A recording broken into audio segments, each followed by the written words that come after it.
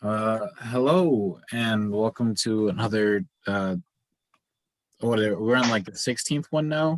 16? Yeah. Yeah. Um Welcome to session 16. Uh where I will now do our normal thing. Where we had last left off, the party was uh the party continued their travels uh towards the western capital in the land of the spirits. Let me just zoom in here, which I have not made a little design for.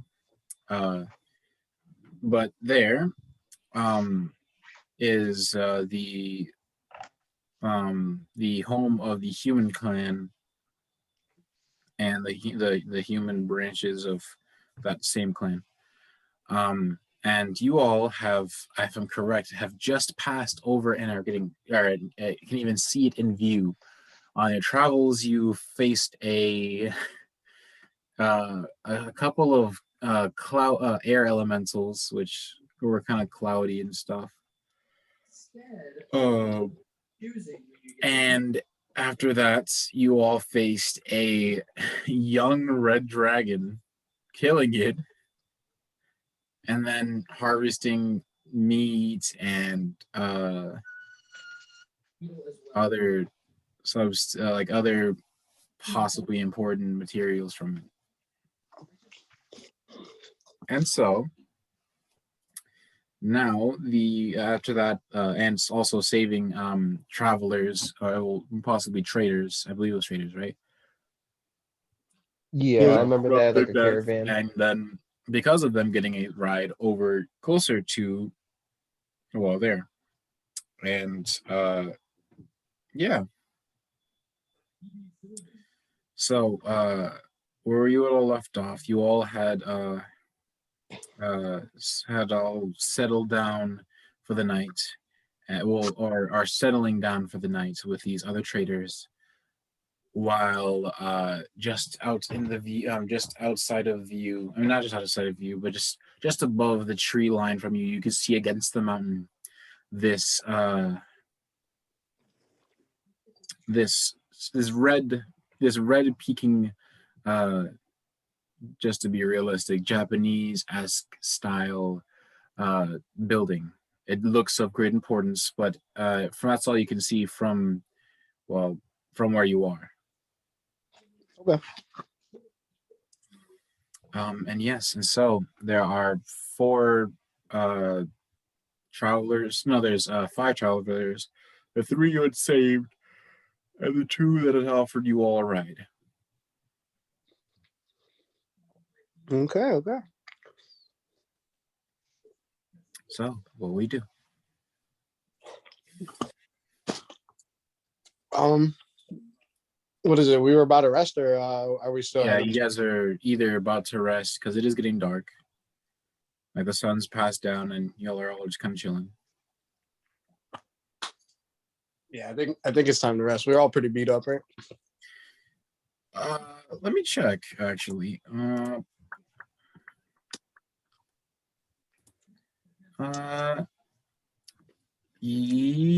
Yes. Why is it saving this? Oh, I didn't say the last thing. Well, y'all are full health. Woo! Yeah, they'll just say you're full health now, at least. Yep. So then we Man, I completely forgot to save the freaking last thing so I could redo it. Well, whatever. We're here now. And so, You had any let me just inspiration from the max last one? out health and edit things that need editing. Silas at 52 health. That's so crazy. He has 52 health as a warlock. Yeah. That's so crazy. As a spellcasting class, he has the most health out of all of you individually. Yep. Yep. How much health does Varynx have? Uh, Varynx has 40. A cool 40. As also a why does this podcasters have weaker health than the brawlers? That's such a meme. Oh What's that no. nigga's con? It's not high. I think it's like It's not high. No, I'm pretty sure I rolled for him and it was really good for no reason.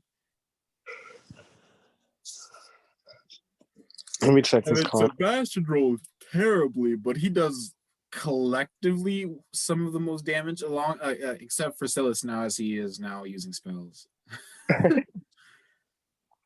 Yeah, my cons are just 11. No, it's 12. It's a +1. All right. Oh my god. That's so dumb. Oh, anyways, yeah, so is there anything that you'd like to do? Oh, oh, Do the traders have, like anything worth buying off of them?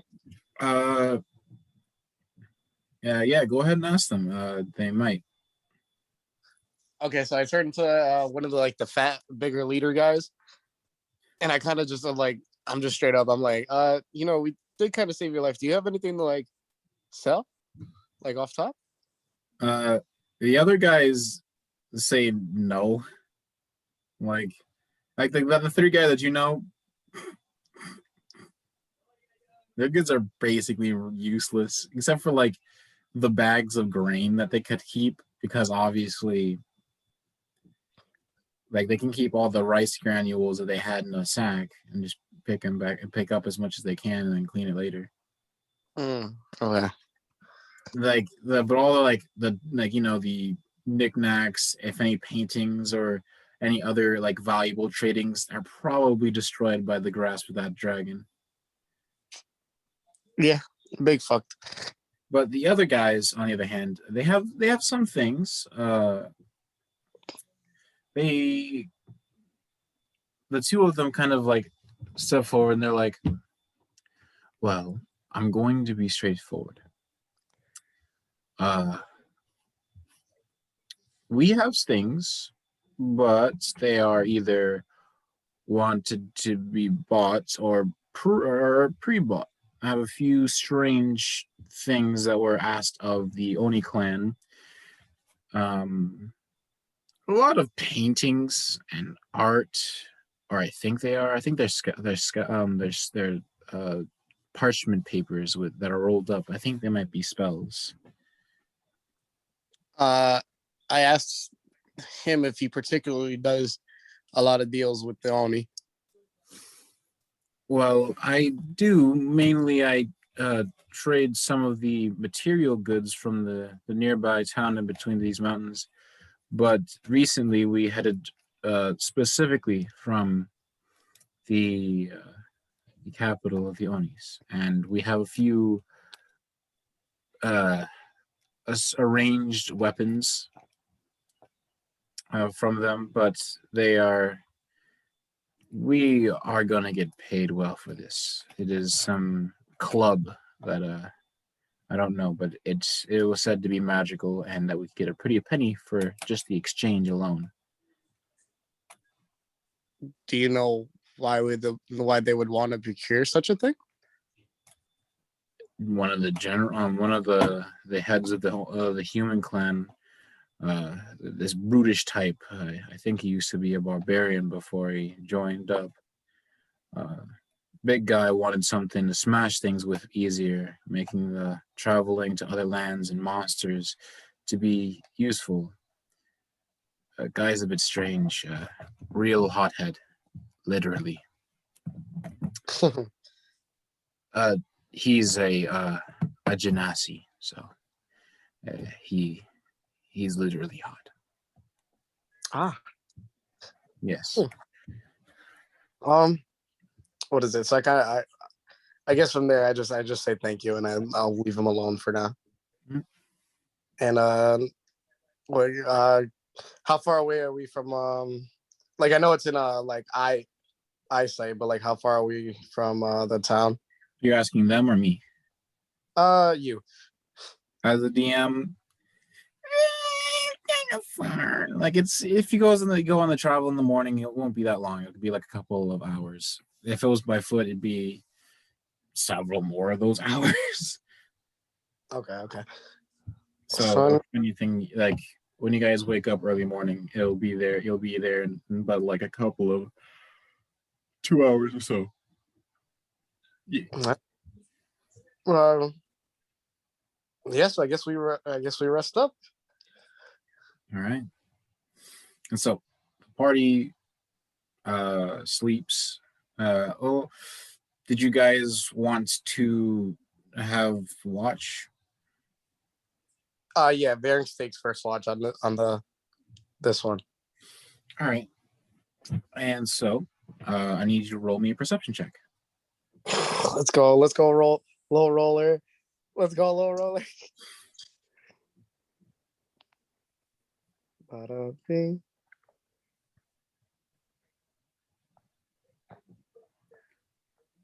Ferric still needs fucking glasses. Oh my god, a 4. Yikes.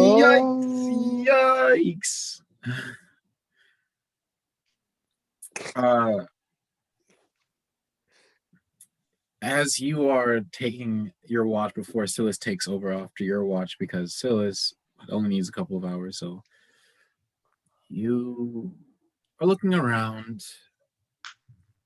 Your vision kind of begins blurring as your head nods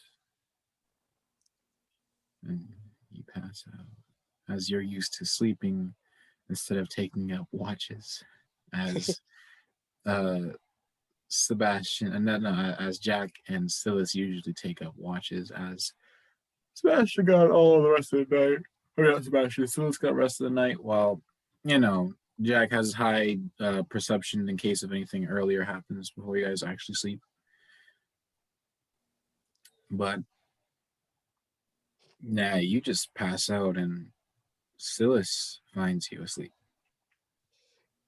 And kind of like throwing a blanket on you, which startles you awake, and you're just like you just like grab some, like you just lift up your fists and realize it's a blanket, and Silas is like picking up another tree, putting a bit of like a log that has come over and sitting on it, just like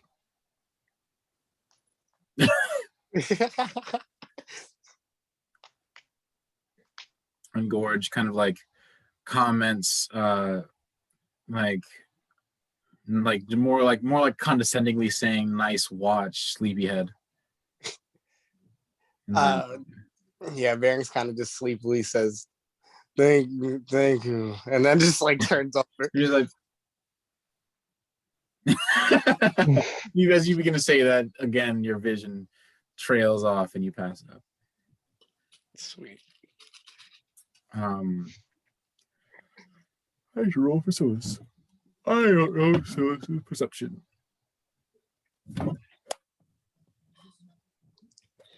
Literally a 4. Like how, bro? How? You said it yourself. You need glasses. All right.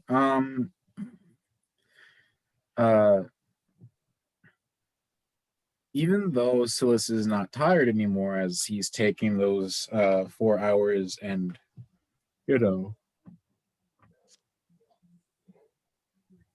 he gets caught up on what he had dreamed that night, and is almost like staring off at into the trees above and into the sky above him, and is hardly paying attention. I guess because of how bad of that, I guess I gotta do what I gotta do. Oh man.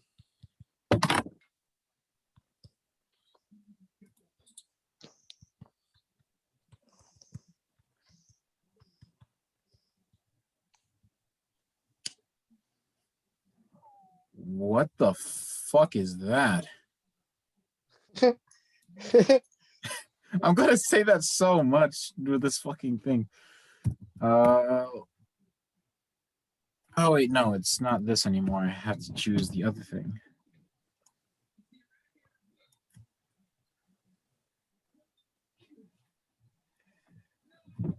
Let's go forest. Let's go forest. Okay.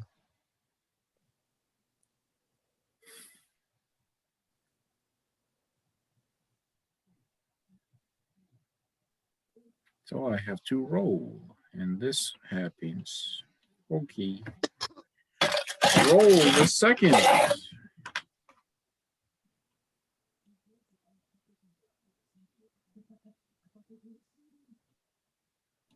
All right. So Asilis is not paying attention. Just beside him, or like that, no one else would notice other than him because everyone else is asleep.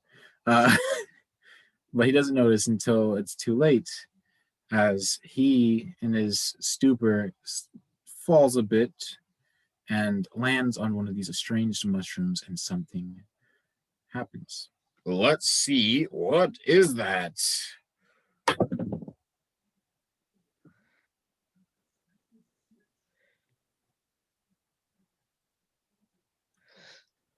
Oh no! Oh shit! Oh fuck! As he steps on this toadstool, uh, almost with a a strange otherworldly swirl of magic and energy, a portal is ripped open. Uh,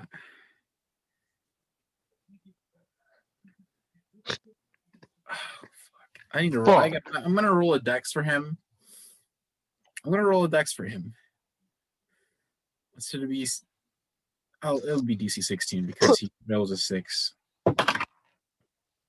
He has a +5. He makes it. So, as the whirring catches him, he pulls away as this portal shifts as he fixes his weight before he falls into said portal that appears. If you guys want to, you can roll to wake up because the sound wasn't quiet. Because the sound wasn't quiet. All right, I'll roll. All right. How about you, Jalen? Are you interested? Yep. Any just straight roll? It's You can't make this up.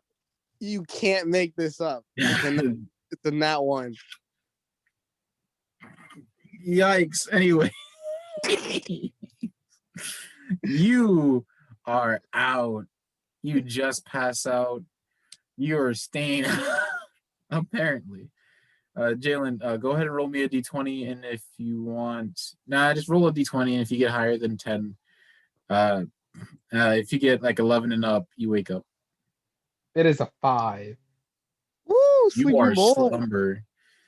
I guess I'm gonna roll for Sebastian.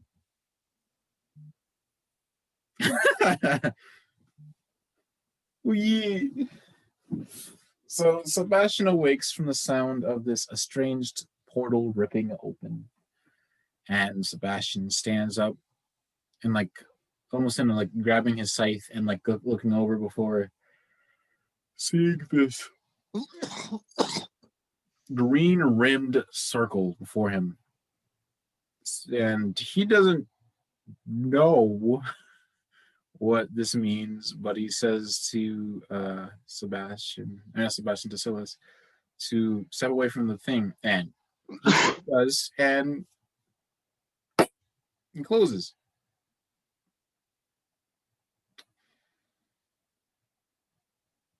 Yeah. Yeah,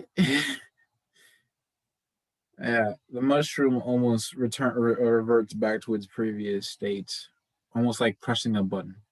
Apparently, one of those shrooms was the one that would open this portal, and he chose the right one.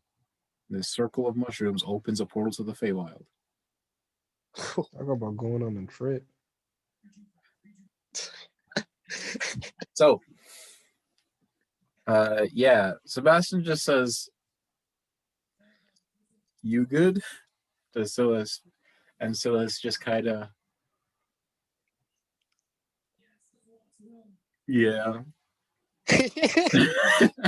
It's like that was strange. I don't really know what else to say. And then like Sebastian's like, all right, well, put like a blanket over it or something. I'm gonna go back to bed.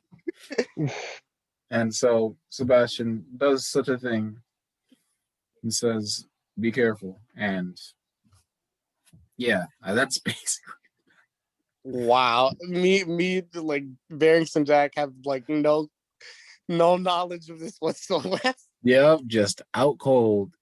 I should probably roll for the other guys. Hold on. The 5 other guys. You want me to just roll 5d20? Yeah, roll me 5d20s and tell me which ones go over 10. They're all over 10. Oh, so they're all startled. Oh my god. Jesus Christ. Yeah, so they all woke up and saw this and they saw the interaction between them and they're like worried until he just kind of was like he's like, hey, I didn't know this would happen. And he just throws a blanket over it and just kind of sits back on that log. And they all just like they all look at each other and shit and they're just like they're just like, no, we had enough. Like the three of them are like, no, we had enough for today. We dealt with the dragon. I'm not trying to see what else in whatever the hell that is. Jeez. Nobody want to play them games, bro. Nobody want to play them games. First, these niggas killed the dragon. Now they summon in portals. What the fuck is this? No.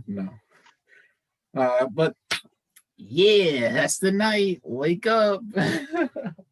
Sleepy time over. So as you all awake from your stupor, Silas is just there on his log, looking at y'all. Y'all all get up. Then Sebastian, as he gets up, he kind of comes over to Silas and he goes over and he pulls the tarp back in the circle of mushrooms is there. He's like, which one did you press? And Silas just like, I think it was this one. And whoosh, this circular portal appears. And a lot of you just kind of like, huh.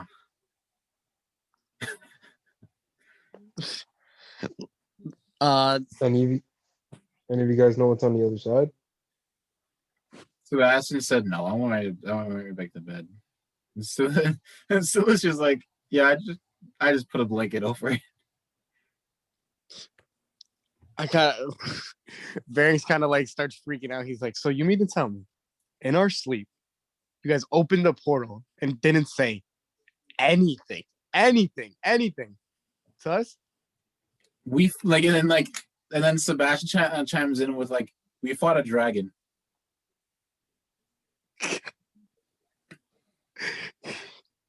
That's fair.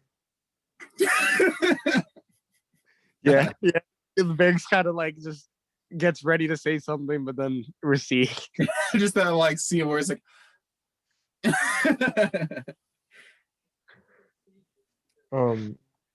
I think like just because of how intriguing it is, Jack's just gonna pick up a rock or like a stick nearest thing to him and just yeet it through the portal. and with a otherworldly vorpalish sound, you just hear as it goes in, and almost like a ripple in the portal appears before it dissipates, like a drop of water. And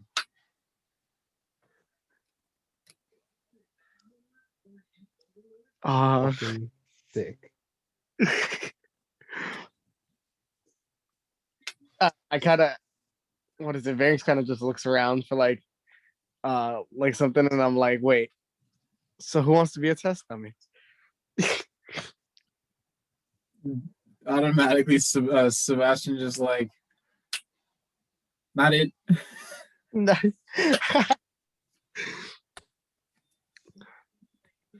Well, Jack we says cowabunga and jumps through the portal. Oh, actually, fuck. I gotta think. Give me a second. This is so unscripted. Let's roll a d6. See what happens. You know. I gotta define what each of these sides mean. I guess 6 is the worst case scenario, 1 being reasonable. All right. So, as you just kind of throw yourself through this green rimmed portal, it wiggles like water being rippled across the surface. And as you step through, you see a mountain to your right, almost as if you stepped through and are seeing almost exactly what you would have been seeing, but different.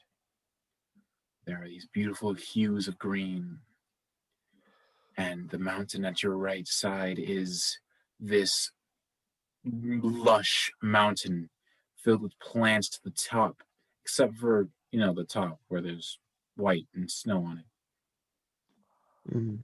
Above Mhm. them, kind of off in the distance as you look around, just past your vision of the portal and past some tree lines, you see this uh, almost snowy, beautiful castle-like thing in the distance.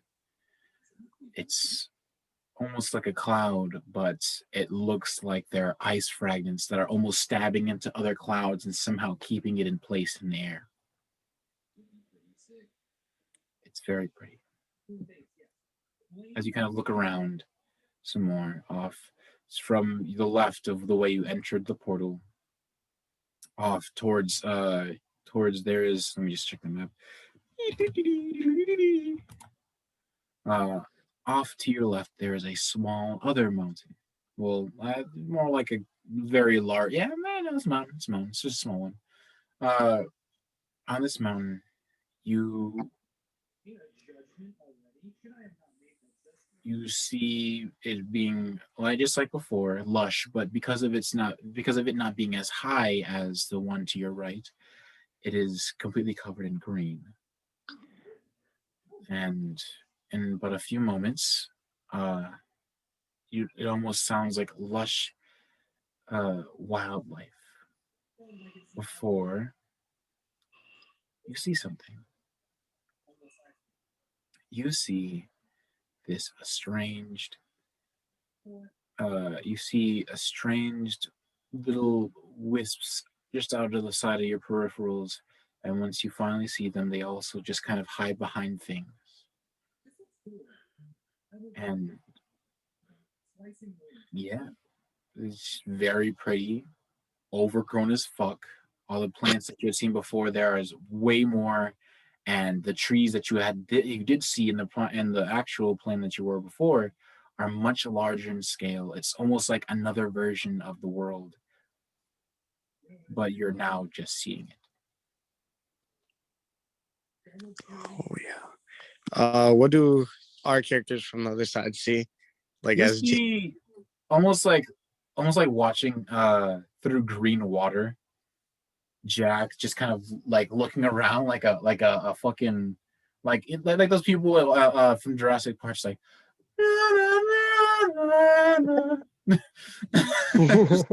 all this weird shit. And you yourself saw these little white wisps, but they, from your perspective, they look like green wisps that bolt off behind tree lines and so forth. Yeah. okay.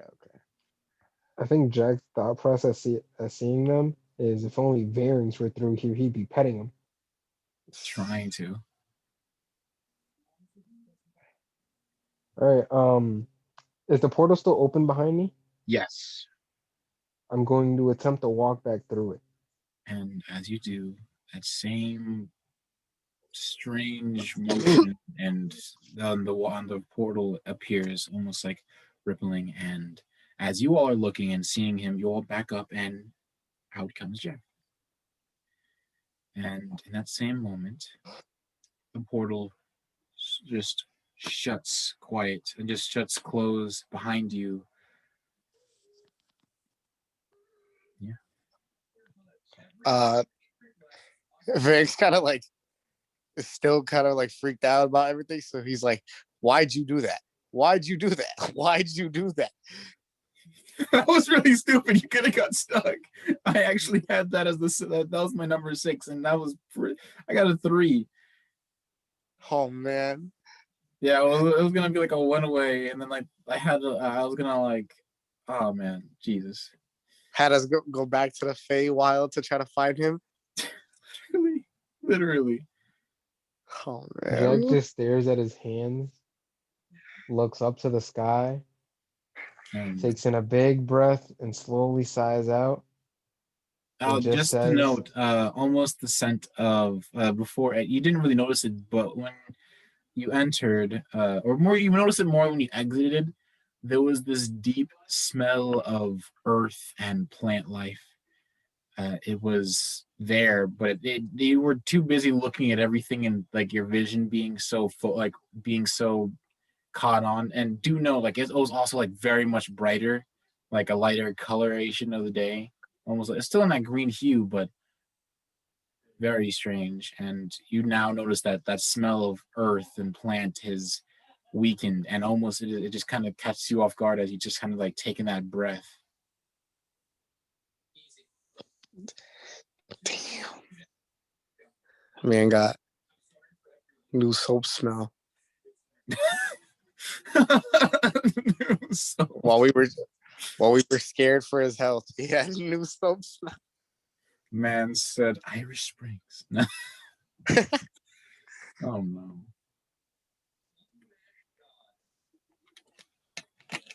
I kind of like just grab like Varys kind of like just grabs Jack by his like shirt and he's like, "Come on, we gotta get going. Just don't do anything stupid like Do that you know again." the other guys are just like just looked at all this, and they're just like, "What the?" Like the 3 guys are like, "Oh my fucking god, these guys are crazy." come on, can't just have a little field trip once in a while. You could have gotten stuck. You could have, yeah, no. Sebastian kind of changed that you could have gotten stuck, and like, wasn't there like some fake like lord or whatever that we're supposed to deal with soon? Isn't that But a problem? Sebastian, but Sebastian, I didn't. He just takes a deep breath, almost just like that was the stupidest like return that made too much sense, and it just like he just gets on, he just walks away, just goes on like on the car, just like he's just still like shaking his head. Is Varing still grabbing me? I'm assuming yes, he's still held on to you. Yes. I'm gonna just turn to him and be like, "Ah, Varing, soon you'll learn. Not even God can stop a Connell." Oh, I can stop a Connell. Oh no, that's so crazy.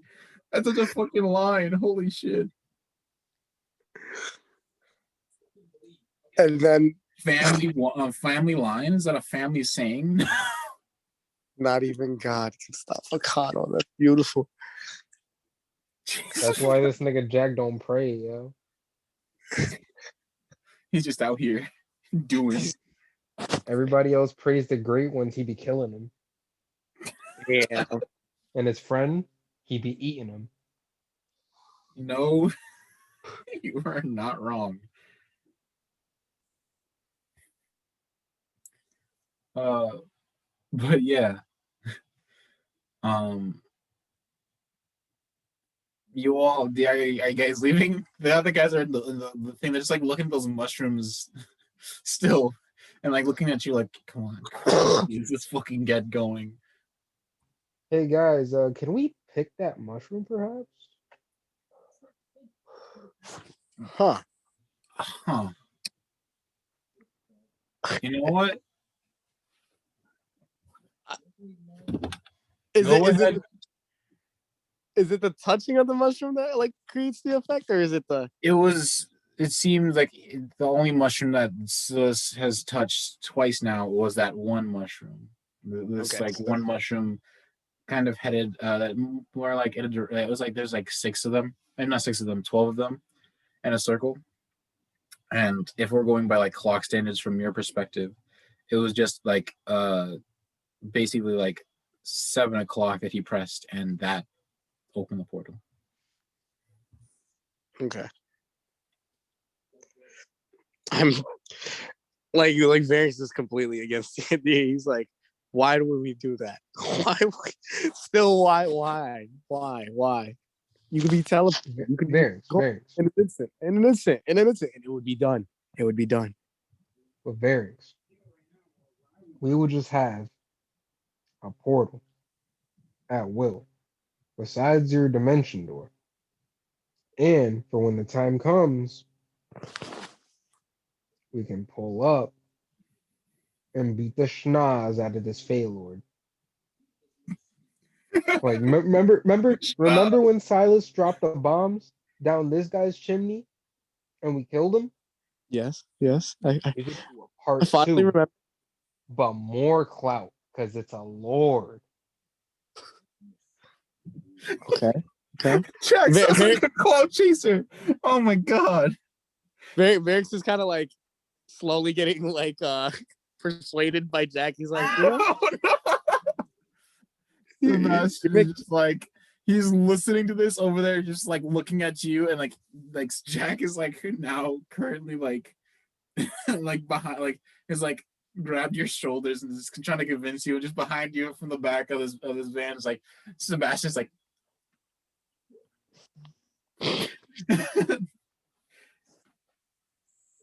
And I plus, mean, what if we find some cool instruments through that portal? sold. oh my god, of course you said that. God damn it. Sold. Oh my god. Oh my god. Of course you said sold. He said it. Varys is definitely on board. I turned to both Sebastian and Silas, and I'm like, we got to pick this.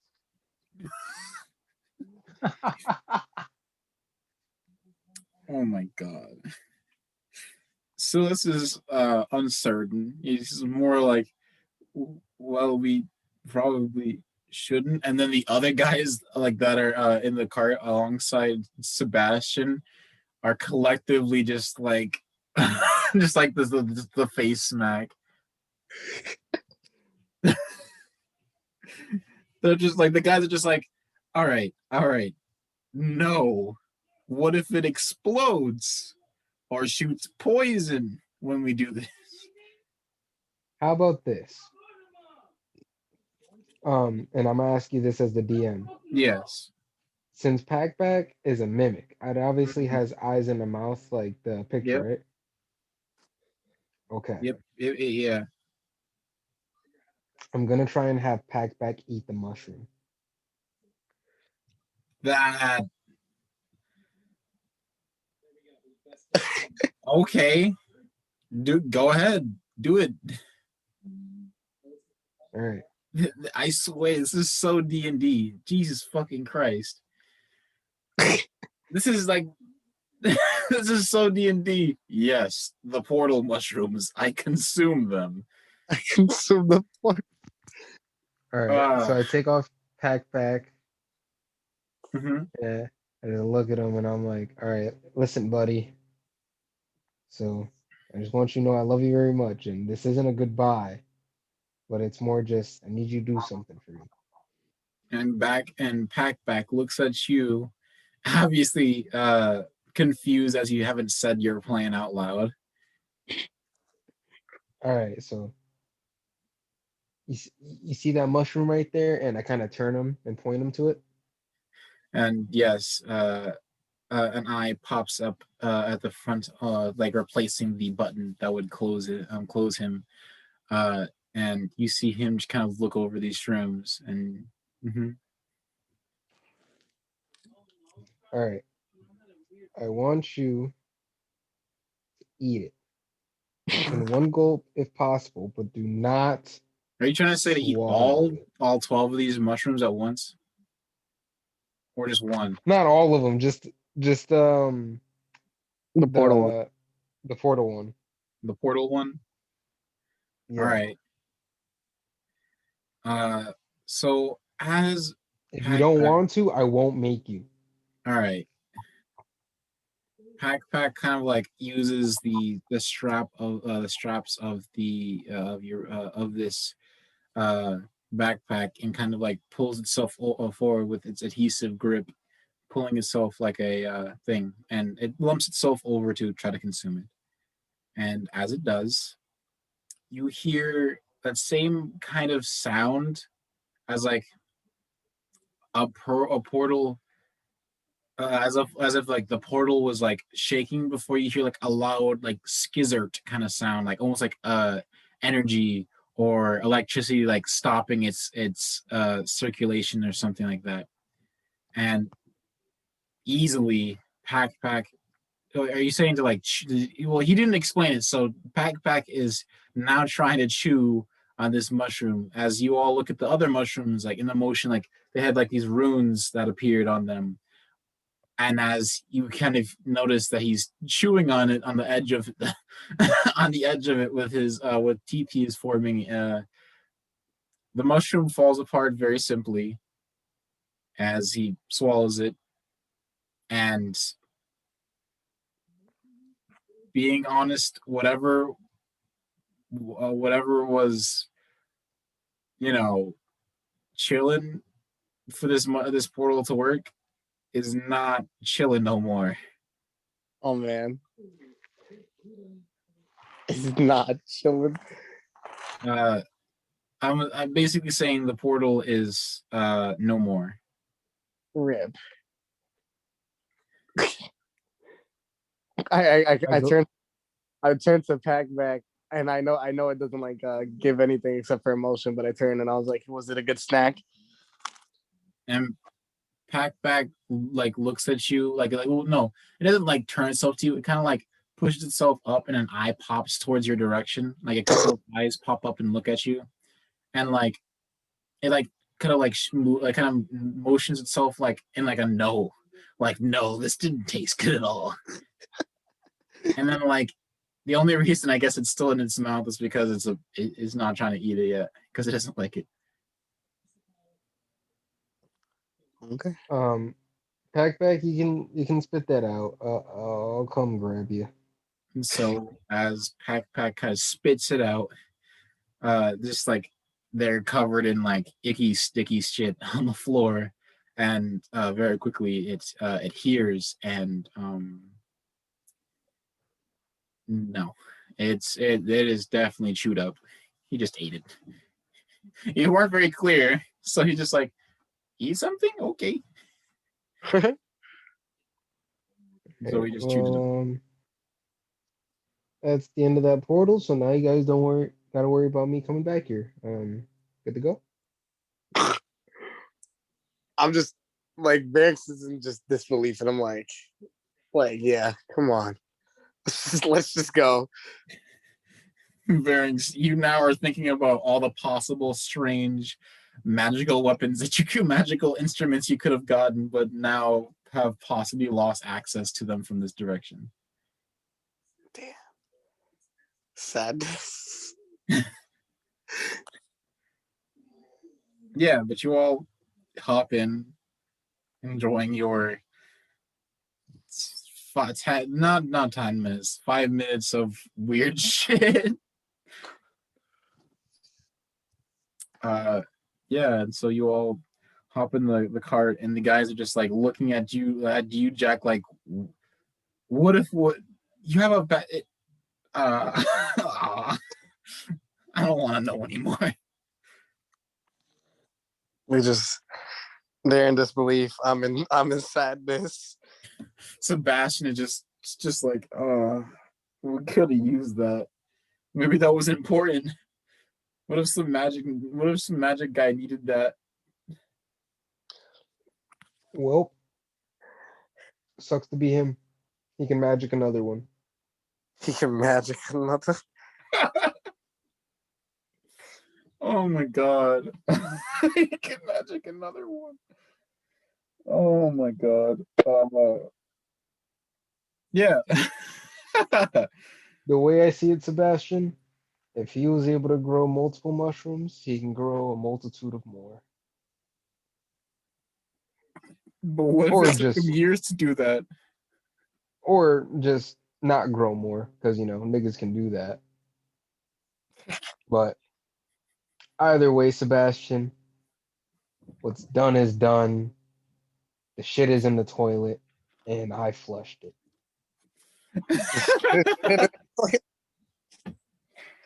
Oh my god. All right. All right. That's the end of the small dip into the Feywild saga. Yeah, and so you all on a quiet and awkward carriage ride in but a couple of hours, you are approaching the mountainous citadel kingdom city place of the human clan. And as you get near, there are these stone walls surrounding that building. Well, not only that building, but mainly the entire area. And in no time at all, you all enter the carriage and not enter the carriage, are there. And as you are all there and approaching this gate, the guys, the other guys, kind of make sure, like, all right, well, at least our identification weren't destroyed during that dragon attack. So now we can enter.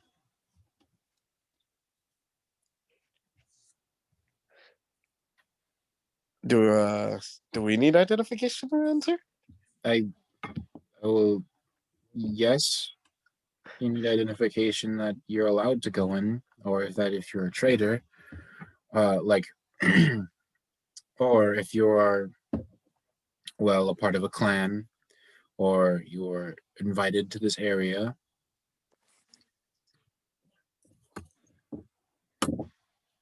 Wait, Yeah. didn't the head of this dude or human clan thingy, didn't he like give us something?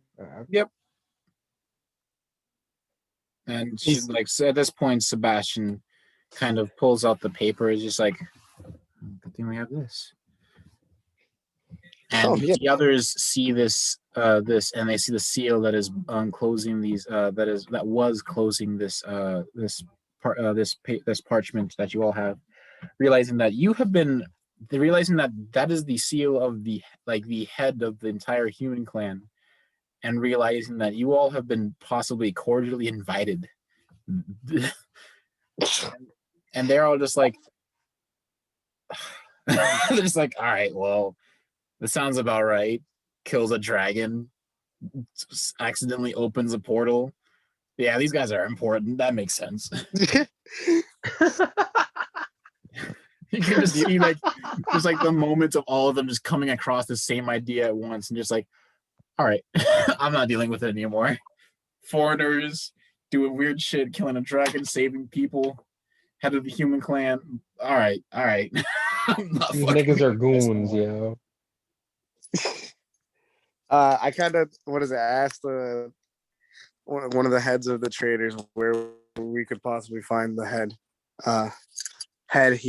human. Yeah. Head human, yeah, I guess. Oh, the head of the human clan. I remember. I gave him a name? I think I don't remember what I gave him. Give me a moment.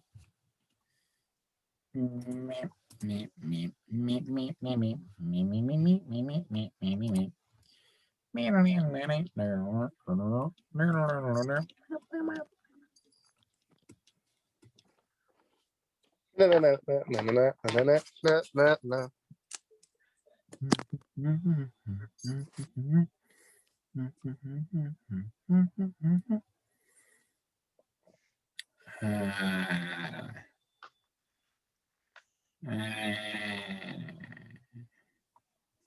I didn't write it down. To the name generator.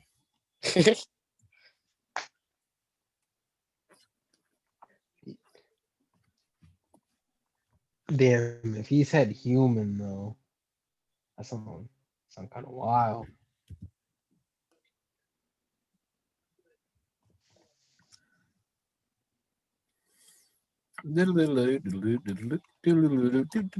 Have a long deer.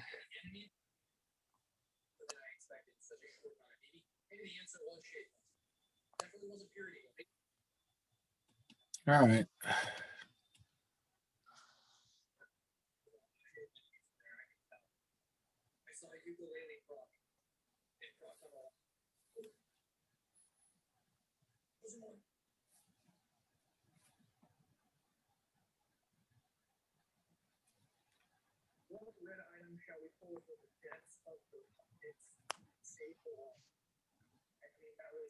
Hmm.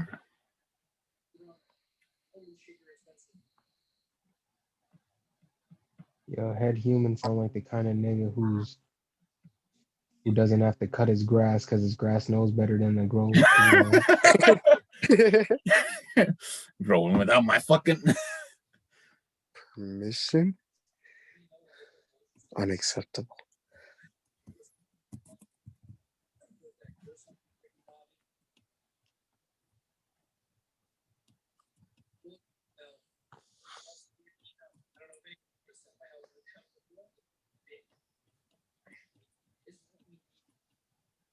He doesn't breathe air, air breathes him. Air offers itself to him. As tribute. Oh my god. Great ones compared to him are just normal ones. That's so funny.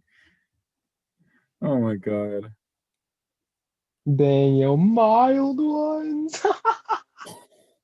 Oh no.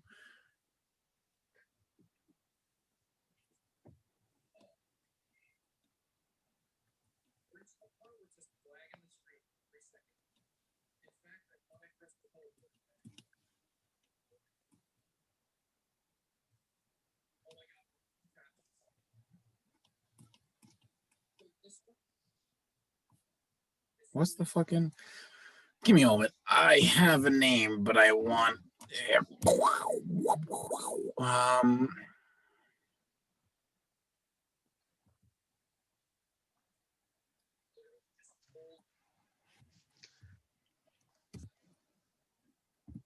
I'm trying to find some heat. So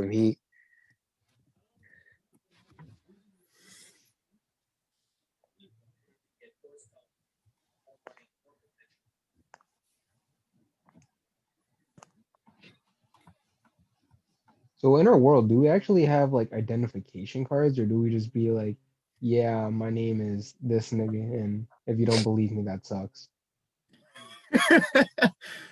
uh.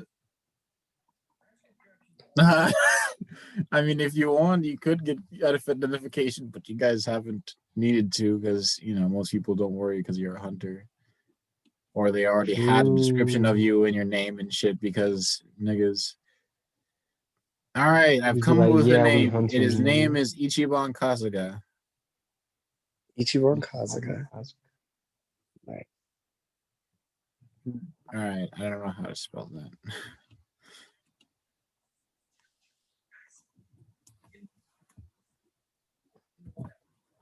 All right, so let me go to my thing.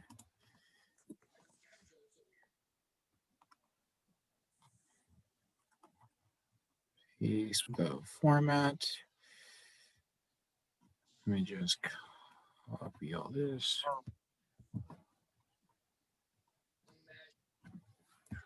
The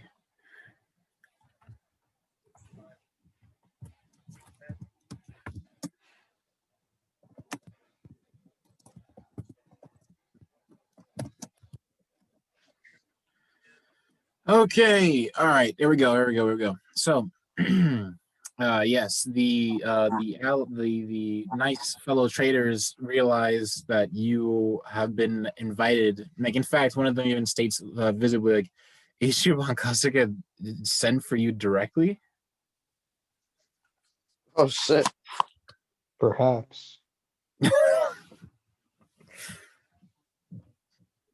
just Mayhaps. God, that just makes me think of this one meme where it's just like, what is it? It's like, uh, click the button. You become an intelligent crab, but you can only speak in indirect statements. Perhaps.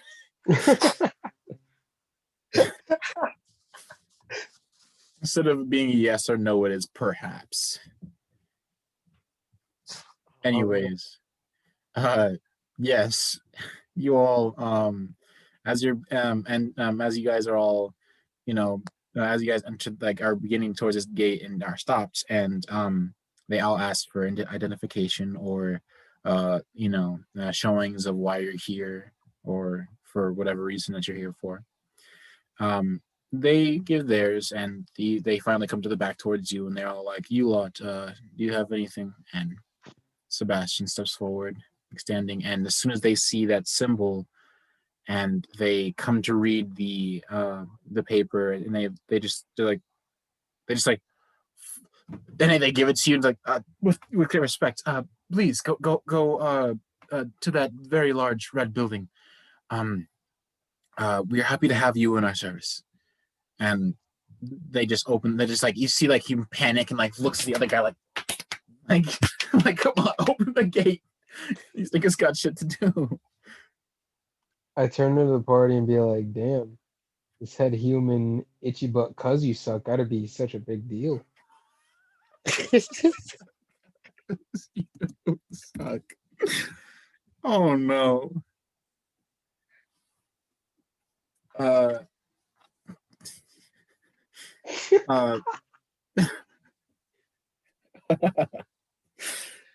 um, that's so dumb. That's such a dumb. That's such a dumb sentence. Yeah. Sebastian is just like she has a character. He's like, just like, no, I'm not. I don't care. How nice does this place look?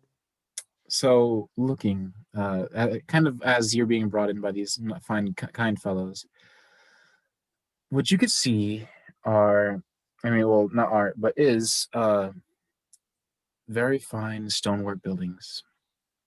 All of them having some personal design, or in some of the cases, which seems to have, as you're going to go through the streets, it seems that they're segmented, and there are different, like, artistries and tapestries on the sides of these buildings, which you now notice are what seemingly is separating these buildings by those colors.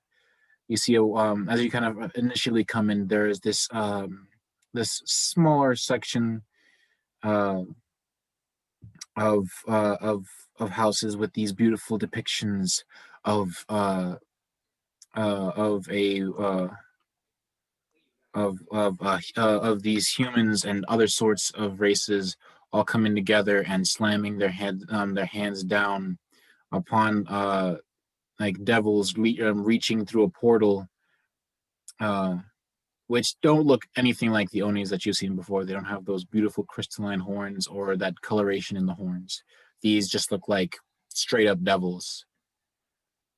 As you kind of pass, there's a section of buildings that are destroyed.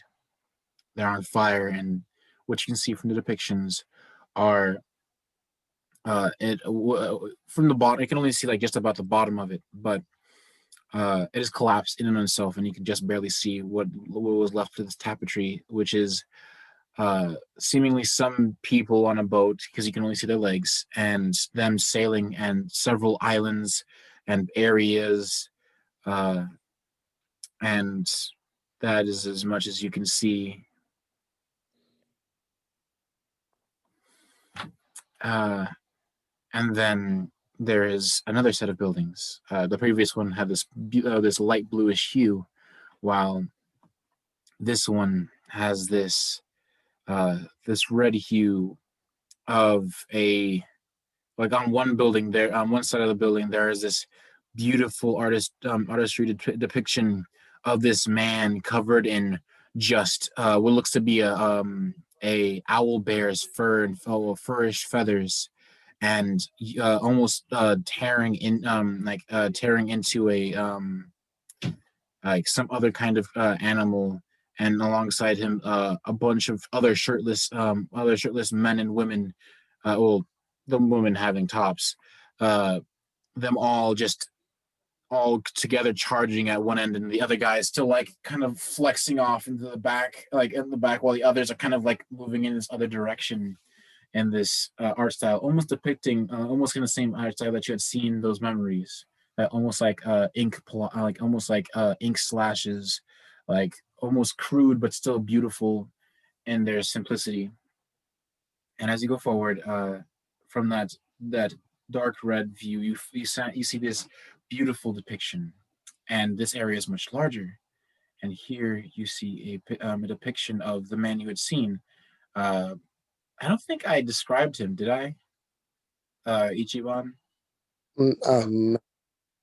Well, you see this full, this not full crazy beard, but like this reasonable stubble of a beard coming to this explosion of hair, almost like straightened out from some kind of afro to some degree.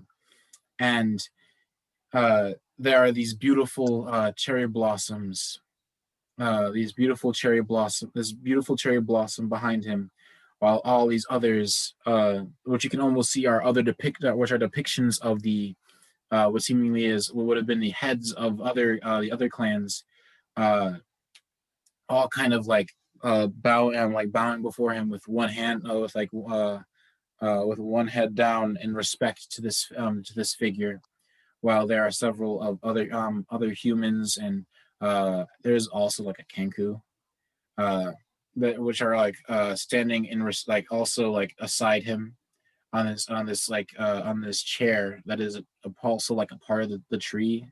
It's weird, but it's also that style which is very nice and easy to go in on the eyes. And I have a quick question Mhm. before you continue. So you said it's like depictions of some of the other clan leaders like kneeling before him. yeah, Is Hideyoshi one of them? no, as you look at it, no. Okay. All right. And so as you look, as you finish looking, about then you guys begin taking a turn and beginning going straight up towards that beautiful red, uh but now as you kind of get closer, you almost notice that there's also some beautiful pink not feathers, pink blossoms. It reminds you of that of the petals that you had seen while you were in the port of the Oni. These several beautiful cherry blossoms that are just fluttering from it in the wind, going wherever the direction is taking them, almost scattering from that top direction and outward down towards the rest of the city. And as you're passing as well, you can see the depictions of this other group, as well as seeing more depictions of different of all the other of now more clan leaders, it seems, of different clans that you have not been able to see yet, that are also like still bowing from the sides, different, almost like as if it's the same picture of the head of the head of the current head of the human clan, and then different um, sections of that same kind of these different kind of clans, also sharing their same kind of colored outline from whichever it was, but seemingly as it is a different one as it goes up. There's either some finer details of of nicer armor on. It just begins to look like these figures are more important. And at some point at the top, they are all standing and like also like slightly bowing their head instead of like going on one knee and bowing like the others. They're almost as if they're personally in attendance of their leader, out of respect, are like bowing like their head slightly for some reason. And on Mhm. your left, which is On your left, you can see this depiction of this deep blue section. This deep blue section here, it almost has these depictions of uh, warriors that don't look like they're from this land. Like everything else kind of seemed like they were from this land or had some relation to it, possibly. But from the side variations, there are obviously different people on each one, but all doing the same thing. They're all standing proud, all different foreigners of some kind, uh, and in attendance, and all with these same with kind of a tattoo of some kind, kind of scrolling across them that you can just barely see on their sides as they're just kind of they kind of like almost see like it's like starts off as like from them like bowing on their knee, then each as it goes up to each building or each several buildings together, you would see them go from one position higher as it is a different person and each different person, and then they are again like before doing that forward head bow in respect to what seems to be the head of that faction of their of the clan. Hmm. Until you are in front of a beautiful red wood bridge which seems to head upward, and you are all stopped again by another set of guards which seem to be these Goliaths that are standing like which are standing like valiantly and like very strongly before they like extend these large halberds which like together at their base kind of cover the way in front of this gate. And then a hunter, not a hunter, sorry, a uh what is it, almost a kind of similar figure in purplish in these light purple garbs or pinkish garbs resembling the coloration that would seem to be related to the clan head of the head of the human clan. And coming forward is this halfling as he kind of hops up and asks for identification. And the five of them are just like, oh, this is not for us. This is for them. And he kind of like is like, all right, well then they'll have to leave off of your cart and walk the rest, or we'll get them some transportation depending on how important it is. And Sebastian had already begun moving to pass forward, and as he looks at the symbol and then reads, he's just like, we'll be getting you all a nice ride then. And then he does like the same kind of thing again to the Goliaths. It's like, come on, Harry, go. Like, come on.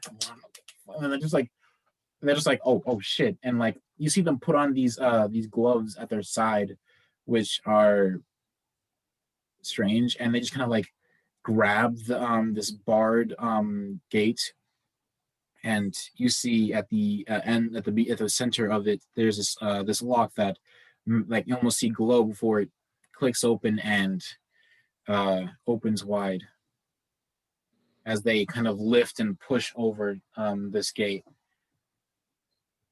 And he kind of just like, you all, can you please begin traveling over this? We will have some people to ride you upward. And he like kind of looks at these guys like, and they're just like, good luck. I just like look at the others like, all right, we're going. And they just pull their horses around and just take a Yui and go back. And you all kind of just stand there and start like, all right, well, I guess we should start walking. And you do. And with no time at all, of course, before you coming from forward from you are these you see a section of primarily human that kind of come over and bring forth this carriage for you all to come into. And they all like apologize respectfully to you, almost like in respect to like as you'd seen in the higher depictions of the tapestries, and like this very quick respectful motion, like, please take a seat, and you all do, and you are within a few moments you are just being moved forward with the clops of horse hooves across this wooden gate um, over a moat, which is reasonably big. Uh, but it's also very interesting because there's this very sweet smell coming from the water. Hmm. And with no time at all, you all see the source of these beautiful pink petals, which also dot the red bridge that which you are all traveling on. And again, another gate is opened before you by a pair of one Goliath and one really ripped ass dude, and they all did the same situation where they lifted and like act as like a door and move it before you all come around this kind of circle-ish bends, which kind of separates these several outside buildings and this out of this kind of walling to the building before you guys kind of like you're like, all right, well, I guess we're here. And as you get out, one of them stops you and kind of says, uh, the head of the clan is just in the back. Kind of just go around. You'll be guided by his personal guard. And then he kind of steps in and brings that carriage off to the left side of this. And within a few moments, as you begin walking towards this building, the doors are opened by these uh, very like they're ninjas. They're ninjas, and you can tell. And they all just like respectfully bow their heads before they point their direction, and the what seems to be a maiden begins to walk you around from the left side around this building. And inside here there are these inner tapestries respectfully showing off what seems to be a head of each of the clans, which seems that there are just about 14 in total, which it takes like a good couple of them as you're walking across this way. There are also like small offerings which seem to be in respect to um, others, which you seem as you kind of go farther. There are farther back. There are more depictions of later, like well, obviously not current heads of those clans. And as you kind of come around, just as you pass, like this very beautiful blossom tree that's in this open area, which is towards that center building, center red building. Um, and you see a pathway of another pathway which would lead off to the left again, but you all continue straight before taking a right and taking a left, which leads you right to the back. And there you can see what's to be the head of the human clan, which is who is calmly like one leg over the other, just sitting and watching what seems to be an Oni child and another child clashing wooden blades, not to some crazy degree, but it looks like training.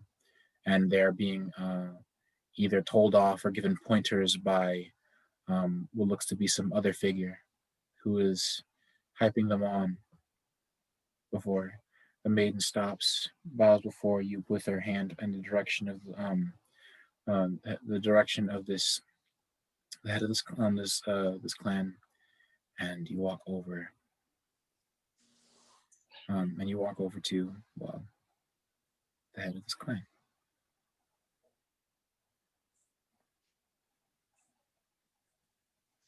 What do you do? Mr. Ichiban, what's up, man? And like he kind of like looks over, and he just like looks back to his to the two boys clashing wooden blades. He's like, very fine. I guess I didn't really get seats. I didn't know when you were coming, so. And he kind of, as he kind of says that, he's like, we should probably get some more seats. And in that same moment, like almost being brought up in moments, like quickly emotions, like these different, very fine maidens come forward with seats before sitting them down in the gravel-like floor, just one after another, four set for you, as they all respectfully bow their heads before heading back into the direction of the rest of the building.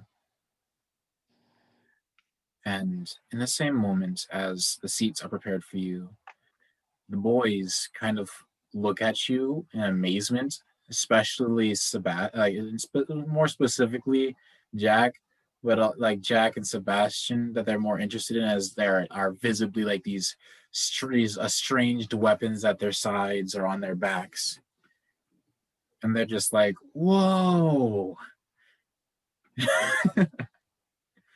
Do we see and hear that? Yeah, they audibly whoa at you. Before I being look at told him. off from being distracted and being kind of like knocked in the head with like a small like not hard or anything, just more like a bop bop, pay attention kind of thing. I just yelled, "Train up, kids, so you can be like us." And they all just like nod their head in agreement, like, yeah. Oh, looks like Alex had something, or he got called or something. I don't know. Hopefully he'll be back. Or his phone died. His phone could have died. Well, we'll see. We'll see. I'll just, That is very possible. should we wait for him? No, there he goes. There he goes. How you doing, big man? What happened? I closed out Zoom by accident. All right, at least you're back, so that's fine. But yeah, yeah. So yeah, you say that, and they would continue to, with much more fever, almost trying to like show off a bit. Like they begin doing dramatic motions, like big swings, but then being told off for going outside of their their like what they were training in that situation, which seems to be light mid stance swings at each other while blocking in response to the others' attacks. Mm. And you all take a seat, and this head of the head of the clan says, a drink or so? Any of you are interested? And Sebastian, just without a hesitation, just like, no, I'm good. I don't know about them though. Variance will take a drink. And he's like, all right. He's like, oh, the cups will be here soon. And he can like, you see like there's like a small what is it, like little stand for like these this plate of his, which is not as big as Hideyoshi's was when you had seen her drinking some very fine alcohol. Okay. And in fact, you do notice that it is the same brand of alcohol, Oh shit. which might seem that whatever Hideyoshi had, either one of the other gave it to the other out of respect, possibly during that meeting of theirs. I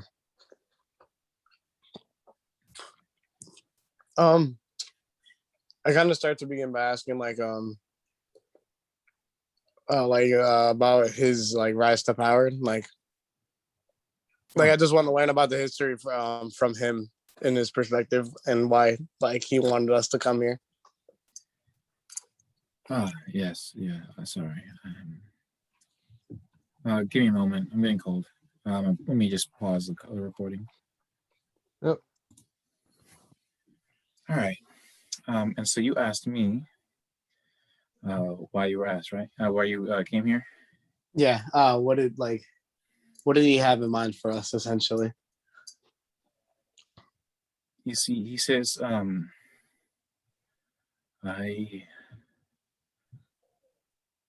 well, I guess I should say about the worries of my clan. It is called the human clan, but we let in a lot more races.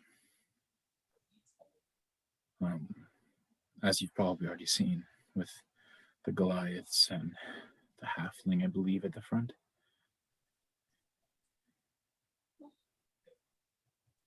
Yes, we did stumble upon them on the way in. However, why call yourselves the Human Clan then? Well, there was a good while back, or I should say, century or so, possibly decade. I don't remember. I wasn't in charge. Um, another of the head of the clans was in charge, and they procured only humans. They preferred only humans to be a part of their part of the world. They sought and expected that it would stay that way. We are planning on changing the name recently, but due to, um, well, us being primarily human, we have not come to a certain agreement yet. But that is of no true worry. But the reason I had asked you all to, well, to come here was, as I had said, I'm worried that the spirit stone peddling is being handled on my end of the land of the spirits.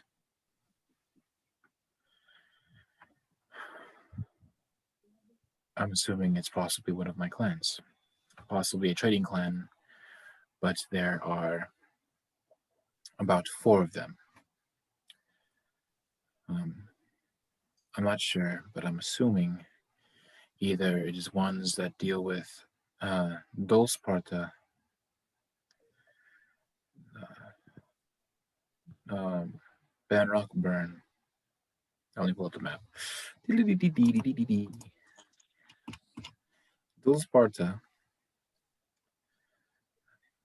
Ban Rockburn, Civland, Tawil, Talahara. What are you fearing out of the Spirit Stone trading? I mean, don't doesn't everybody in the land of Seppuku Well, trade Spirit Stones, or to some extent?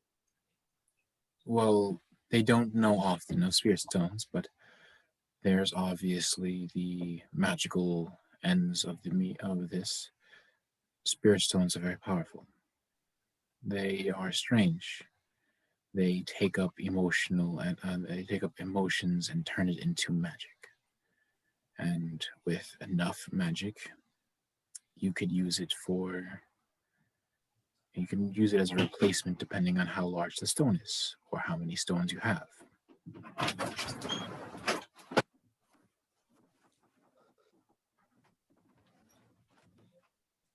Huh. That was random. Sorry. No, no worries. And so you think somebody is amassing a great amount? Either the problem is that not with us or other countries. Well, there are always a chance of the other countries being a problem as well.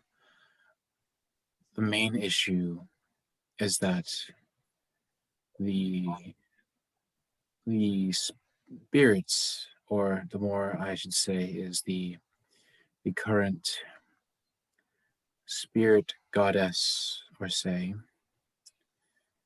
is upset. It doesn't want to lose its spirits as they are a way of amassing more of its magical access. And as you would know, that there is a great one amidst our land. and in the land of the spirits.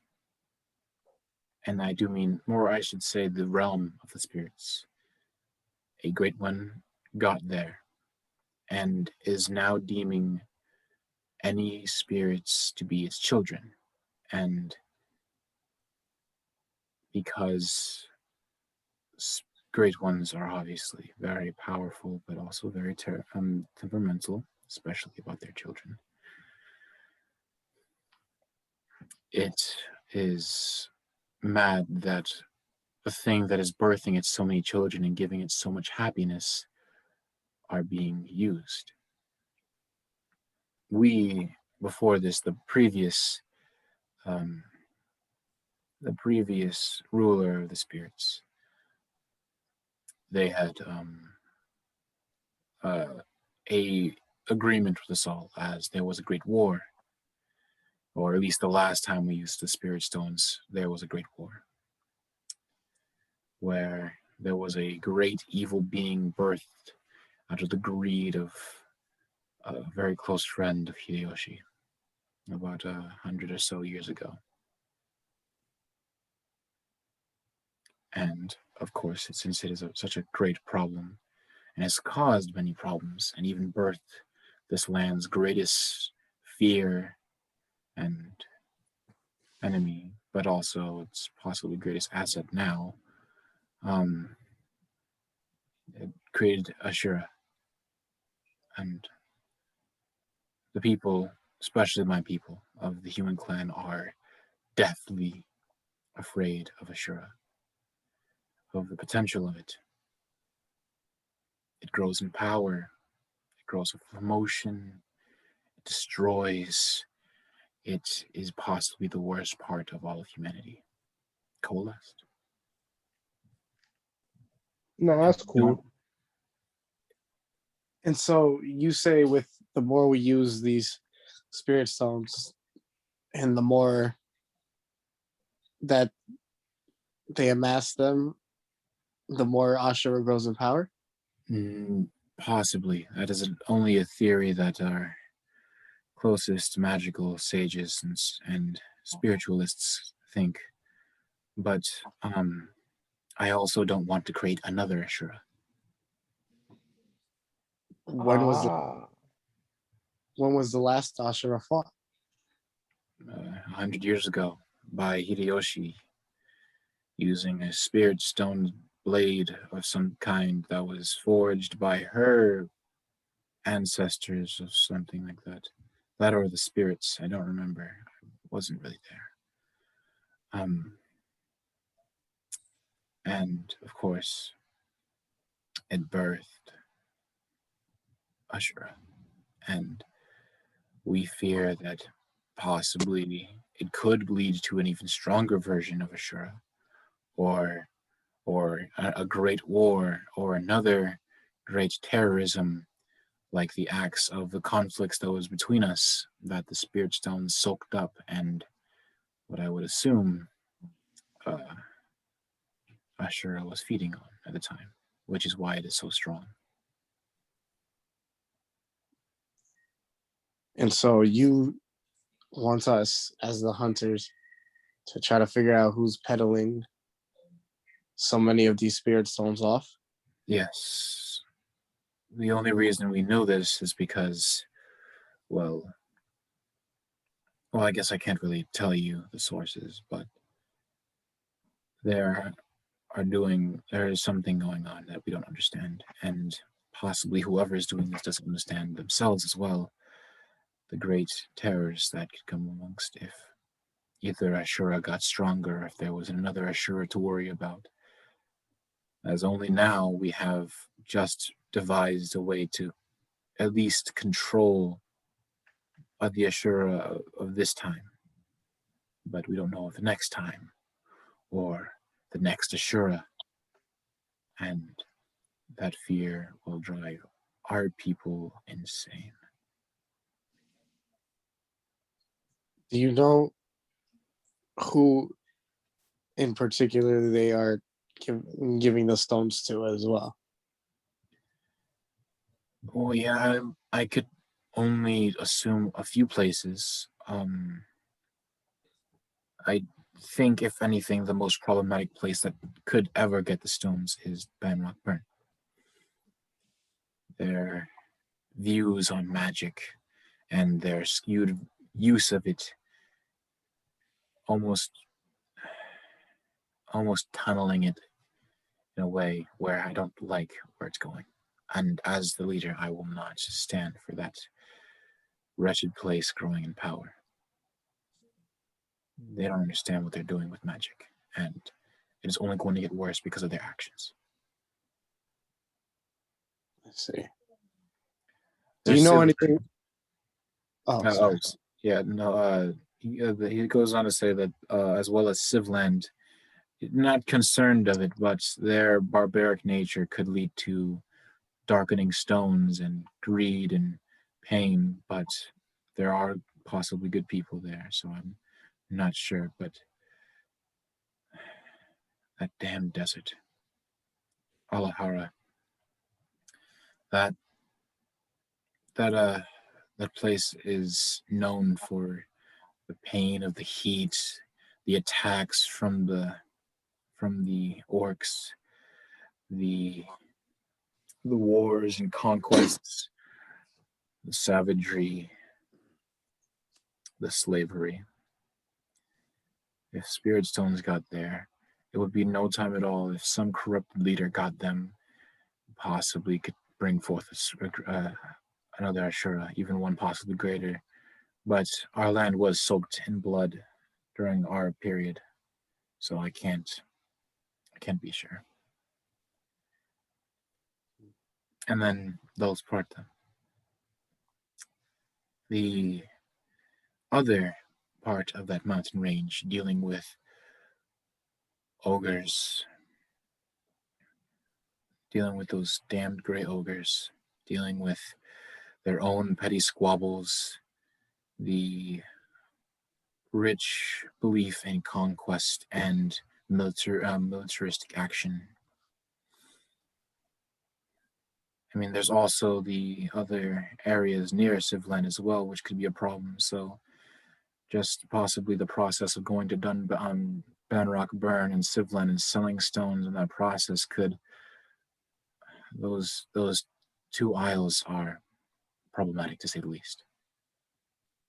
Hmm. And if, especially one of them, where they're going through a great plague, despair, pain, death, sorrow, that could grow into a great evil. And I'm hearing stories of horrible acts there. I only fear. I only fear if they go there.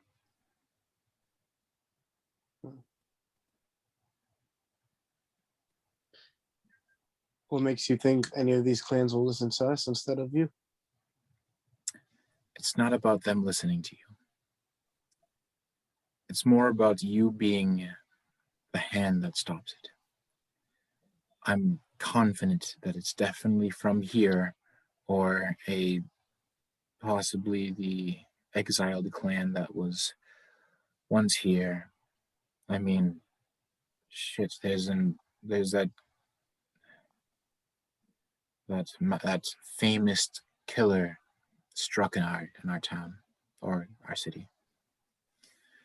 I don't know if you saw, but there was an entire clan slaughtered just under our noses.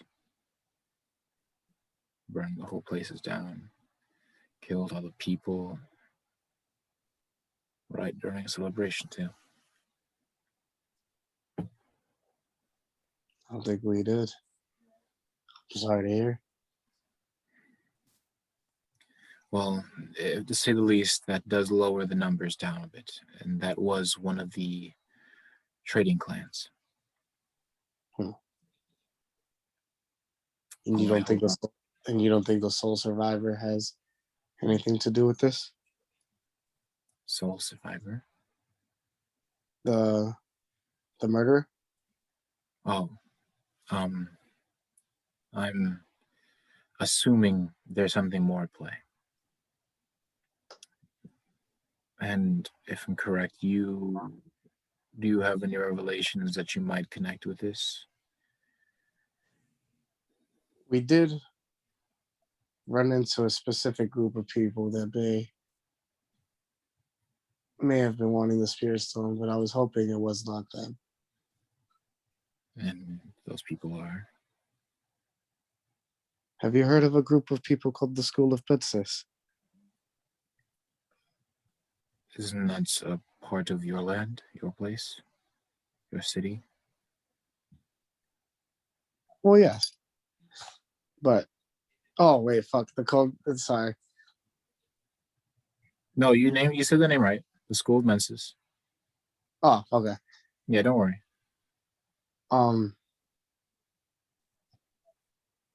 Well, we also heard of a great one being around, but we have an idea that they are trying to amass massive amounts of power for a great one, not knowing exactly what that could possibly do. That could send ripples.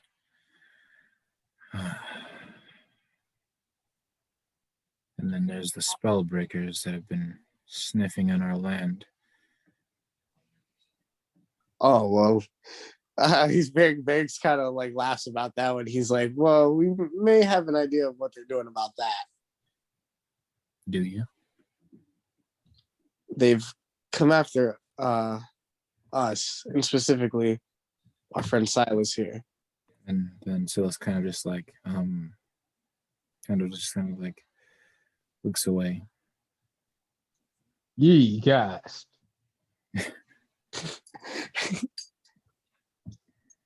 And he kind of just looks at you and looks at Silas and just kind of asks, "What is he? Is he some sort of magical beacon or something?" All I can really tell is that he's a drow. Silas, do the thing. Do the thing. And Silas raises his hand outward, and the amorphous mouth appears on the blackened grasps that is on his hands that formulate that mouth and that show this beautiful galaxy in the just in the bare mouth of this being that is coming out of his hand.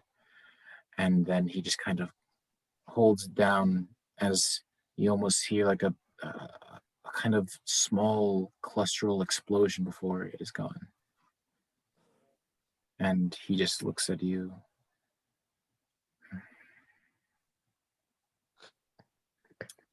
Yeah, that's about right. Have they told you anything specific for, like, what do they want from you? The spell breakers? Yes. Well, most of them are just here on, a job to look for some sort of, persons. Mainly their jobs at taking out fugitives hiding out in our land. And then I don't know much more than that. So these guys could have just snuck in and said that they were looking for someone else and started looking for you.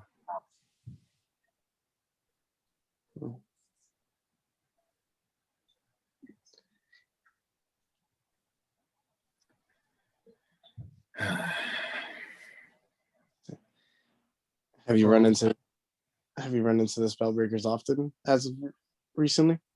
And have they come for something of yours?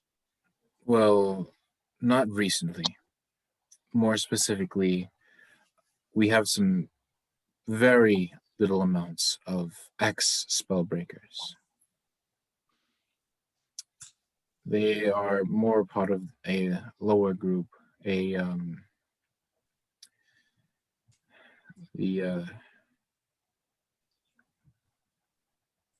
sorry, I'm trying to think of where that would be. A clan that's dedicated to trade, but there are official papers of exile from the spellbreakers due to inaction or um, some other means that they were not allowed to do. And so they were kicked out. They seemed official enough, and they had reasonable scars to follow suit the reasoning. I overview most of the clans, so I make sure that nothing too dangerous enters the walls of the city. For the sake of my people here, my clans, and, well, me and my children. And he looks over at the boys who are still training, but just out of earshot of this conversation. And he pours himself a bit on that drinking plate before he sips it away. And just as he finishes talking about this, I'm almost kind of like without you really noticing, but you now see the maidens kind of pulling away as you all had all been so caught up in the conversation. But now there are cups for you all, as well as drinking plates, seeing as you are a foreigner and they're not trying to upset you, and so they brought both. Oh, sorry, that was a good burp. No, you're good. Varys kind of like is like assessing the situation in his head, but also takes a drink. I need to roll a Constitution saving throw. Yes, sir.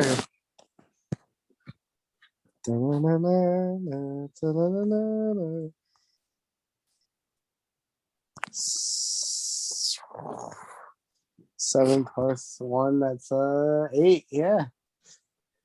So, with a nice, good drink, I don't know if you chose the plate or the mug.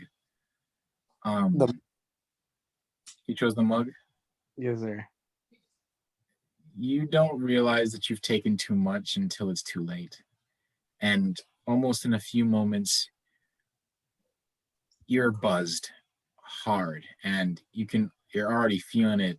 Like this was a bit too much. Like your mind begins to like, oh shit.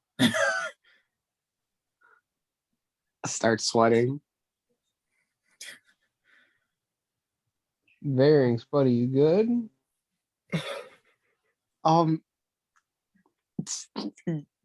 Giggles like everything. Oh no. Maybe. Maybe you were supposed to use the plate.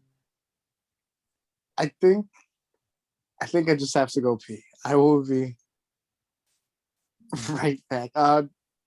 Sir, where is your nearest restroom, actually? And he kind of looks over to one of his boys, and he's like, "That's enough. You can take a break." While doing so, and he looks over at the young Oni boy, and he's like, "Please show up the restroom. I think he's had a little bit too much to drink." And the young boy's like, "Hmm?" And like he kind of like comes over to you. He's like, "Follow me," and he begins to kind of jog himself before you losingly follow to the best of your ability. All right, cool. What is it? While on like the way to the bathroom, I kind of just like show him the harmonica. like, I'm just like, So are you just trying to play songs while drunk? No, I'm just showing him. I'm like, yo, Like, this look at this shit, kid. Look at the gems on this. It's so shiny. And she's just like, whoa, that's really cool. Hi. You want to know how many men I've killed with this harmonica? That's really cool. But don't you need to use the bathroom? Right. I'll do that. And before long, you're being ushered to a bathroom. Pretty cool. What is it? You guys continue the conversation with yeah, man. And so, so what's up? It definitely got to be the plate. That's why this guy's cooling. I'm gonna take a sip off the plate. Okay, roll me a Constitution saving throw. The mug was just a trap.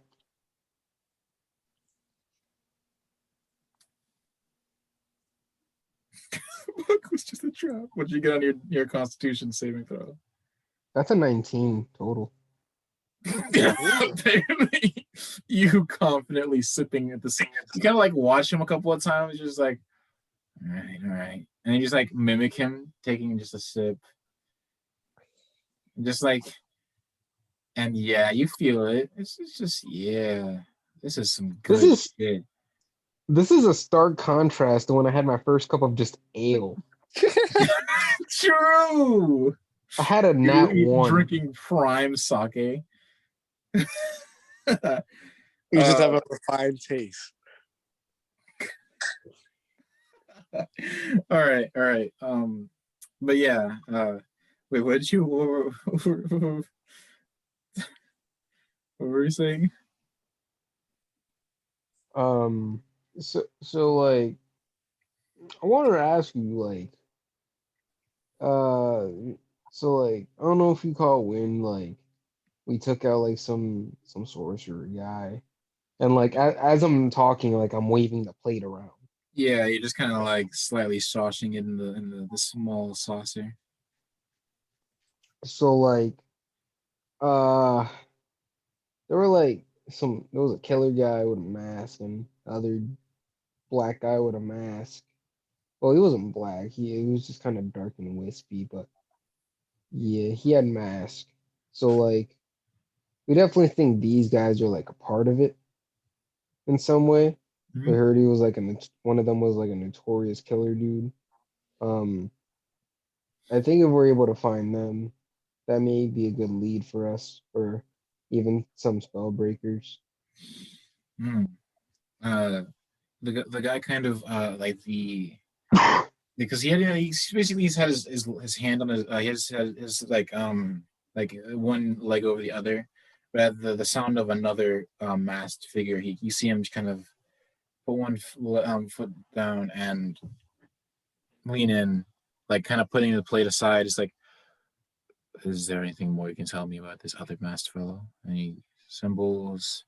Any special looking weapons?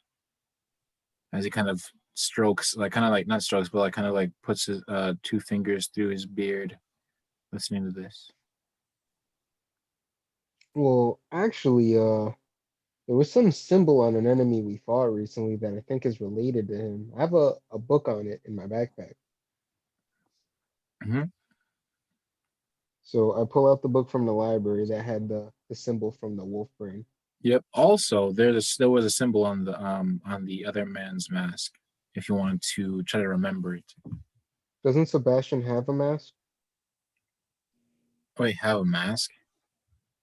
Yeah, remember Sebastian has like a mask of some sort?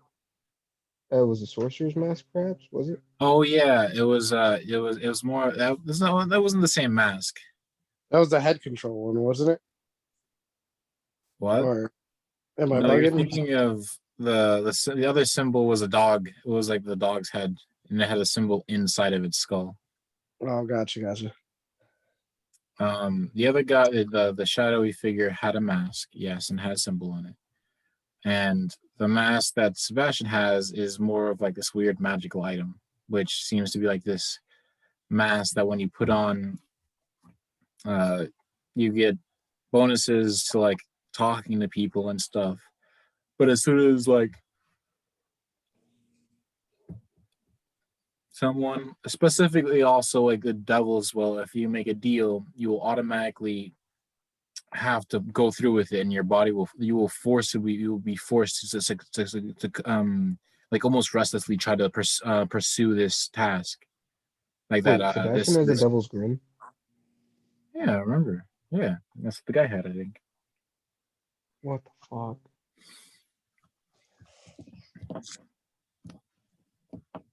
I Pretty didn't sure know it it was was that. that mask.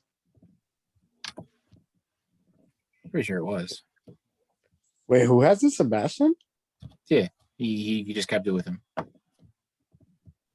Oh. Oh shit. Well, does he say anything when I show him the symbol in the book?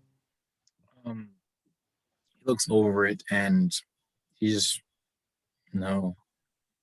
I'll roll for Sebastian to try to remember the symbol on the shadowy figures. You know, that gonna be a history check, which is gonna be a +1. That's a 4 in total. Sebastian is use trying the- to think back. He knows it had like a circular part to it, but that's about it. He doesn't remember. Anybody else want to try? Because he can still keep trying as well. You guys keep trying to like think and remember. It's not like, well, Oh, it's just a straight roll. Say less. 19. all right. You get it? All right. Actually, I can show you an image of it. Pardon me while I hold on. Let me pause the share. What? All right. While I get drunk on the toilet. The circle thingy. so I guess at this Oh, point, wait, yeah. yeah, you're in the bathroom. So I guess we'll save this for when you come back. Yeah. You guys are like just trying to remember like what symbols like there are, and I just stumbly walk in. And I'm like, hey, you guys remember that thing that was on those guys' masks? Like, looked hella weird, but it looks like something. It was cool though. I was wondering if I could get one of those on like one of my jackets or something.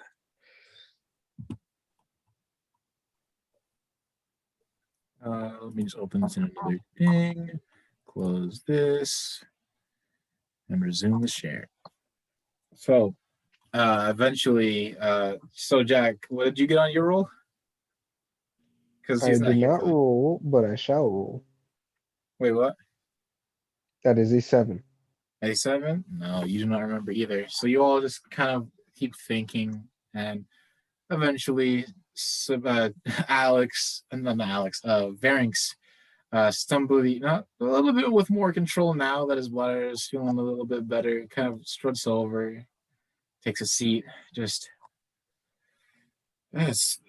Like you just kind of like you're still thinking about how good that was, and then you're just like, so what are you guys doing? And Sebastian's just like trying to remember the symbol on that shadowy guy's mask. Oh, And Varix almost like as soon as you just like, and even in your drunken stupor, you just sit there just like, and like almost like a, oh yeah. hold on. Let me just I want to do something cool, but I'm trying to see if You I have can do it. prestidigitation if you want to use it. You can do it. Yeah, that's exactly what I was thinking of. Yep. So yeah, like a little snap. I create, what is it? With a oh, what's up? Give me one second. I'm trying to think of. So like I could create a illusory image in my hand. So I kind of just like I snap and like I put it in my hand as I'm like almost like falling over in my chair. Like, you mean this one? This like the one that was like this? Yeah, and then like the others just like yeah, and then the head of the human clan kind of leans forward, looking at your hand, and he's just like,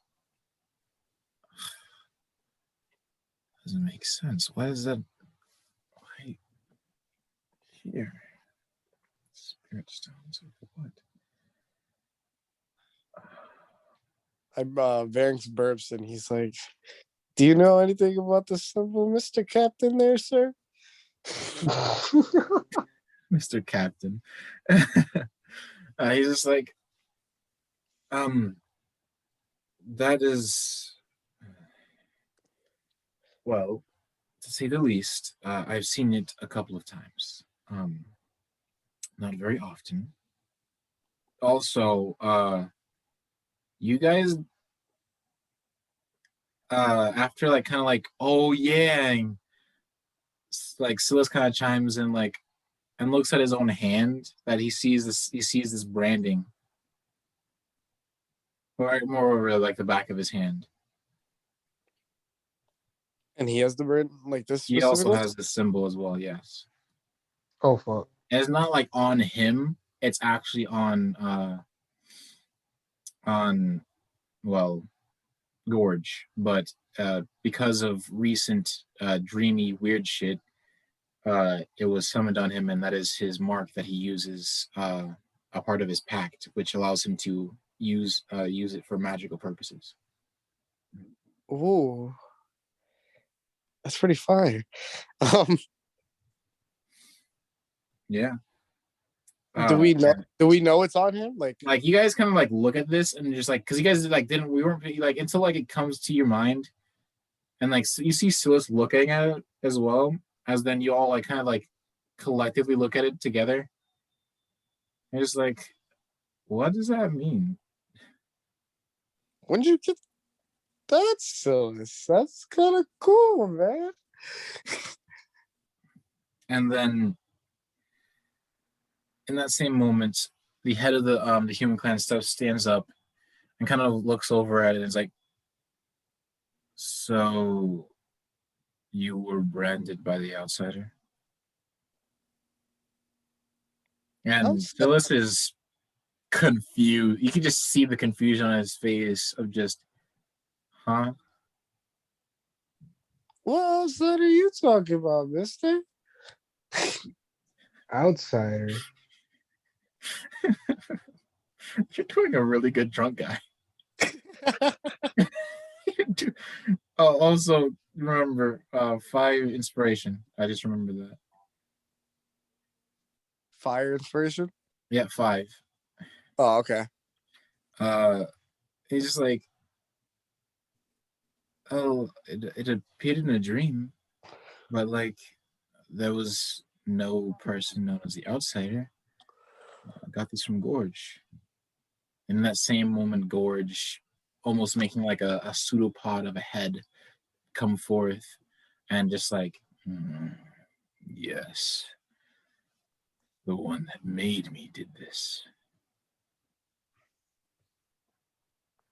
What? Well, who made you, nigga? Well, I was originally just a slime, but I was brought forth to the realm of the outsider, a place of scattering and chaos, but also calm. It's strange. And there, I didn't have memory up until it was branded upon me, and in a bit of a moment, I arose in an explosion and in confusion. I felt something.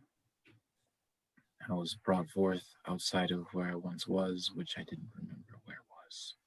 And then I got hungry and I ate animals until day. And then I found Silas walking outside of his house, wandering in the area. And something happened. Something, a part of me, made me leap onto him.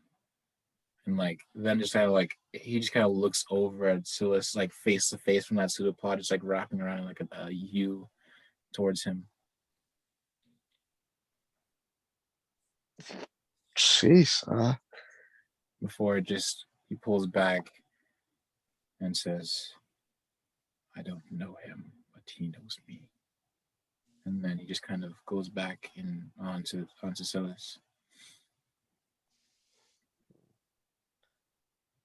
And Celis is just like Mm, like under his breath, like what the fuck? Varys is kind of like just taken aback by like Gorge like actually saying something. He's like, huh, more than Jack just just make anger. Jack just has a poker face and whistles. And I only know bits and spatters about the outsider. He, I'm pretty sure, was enveloped in some place which gave him godhood, but stopped him from leaving, trapping him to that place, giving him power.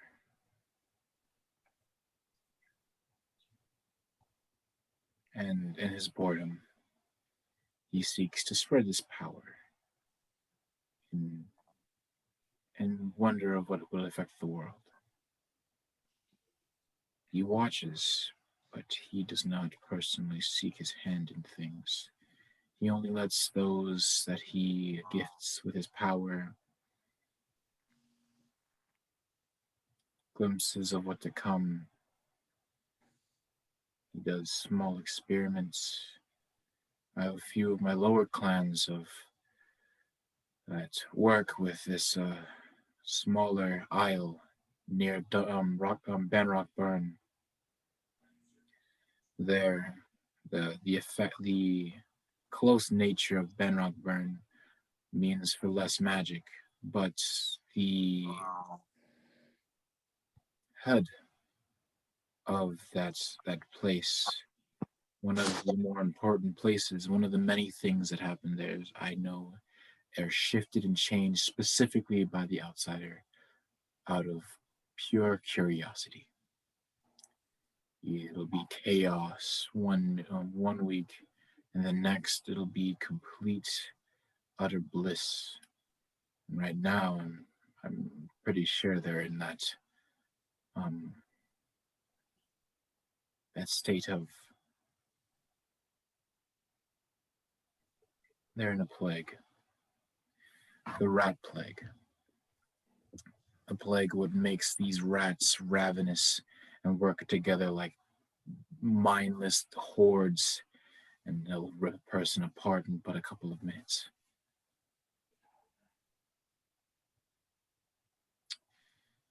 And the poor there are dying, and due to the beliefs of those with magic being needing to be subjugated, there are almost no way for anyone to fix it normally.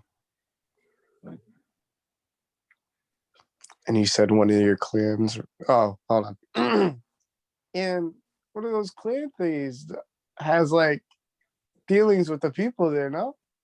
you caught yourself real good, yo. Yeah, I feel like you were like in just like listening mode, and then you're like, oh shit, I'm drunk.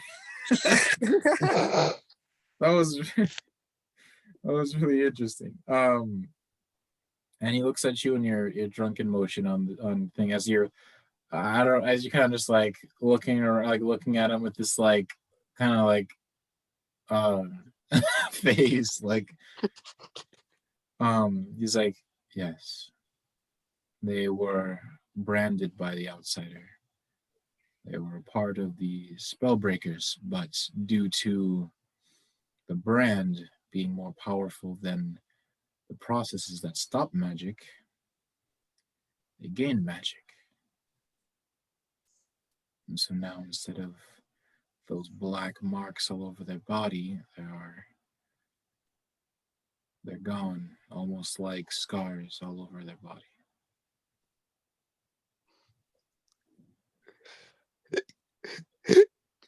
So you mind giving us the info on those guys, and we'll end up, giving them the 411 on it.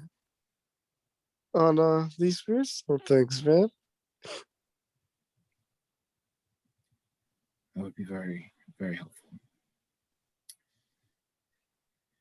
And he kind of like sits down and kind of now notices that the boys were kind of listening in on this estranged story from their father behind behind what is it, behind like kind of like they were like sneaking, and they kind of now that you notice as behind Sebastian, who was kind of just like listening in very intently and quietly and calmly, now noticing the crunch of like of like a stone as long alongside the rest of the everybody, noticing that crunch, and I just kind of turn and just like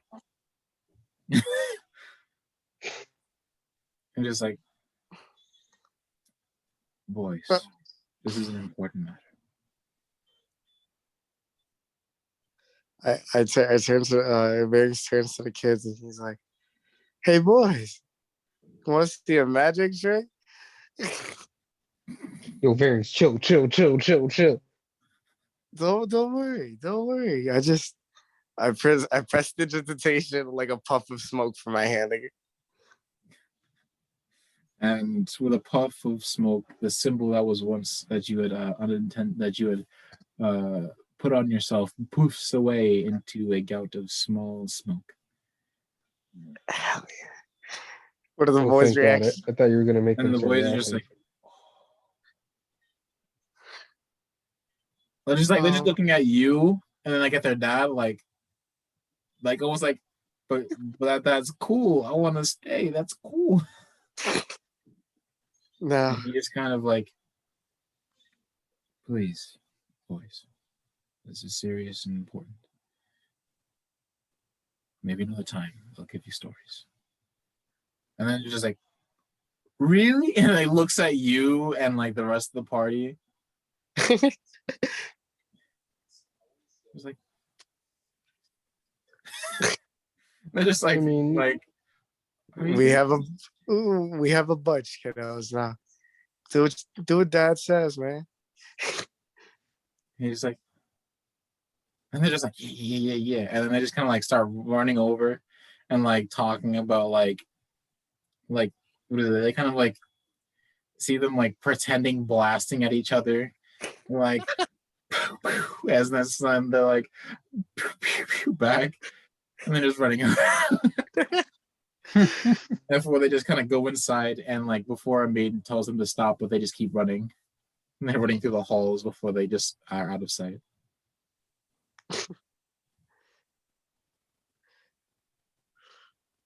Some nice boys you got there, Capitan. You know, you're doing a pretty good job here, man. I try.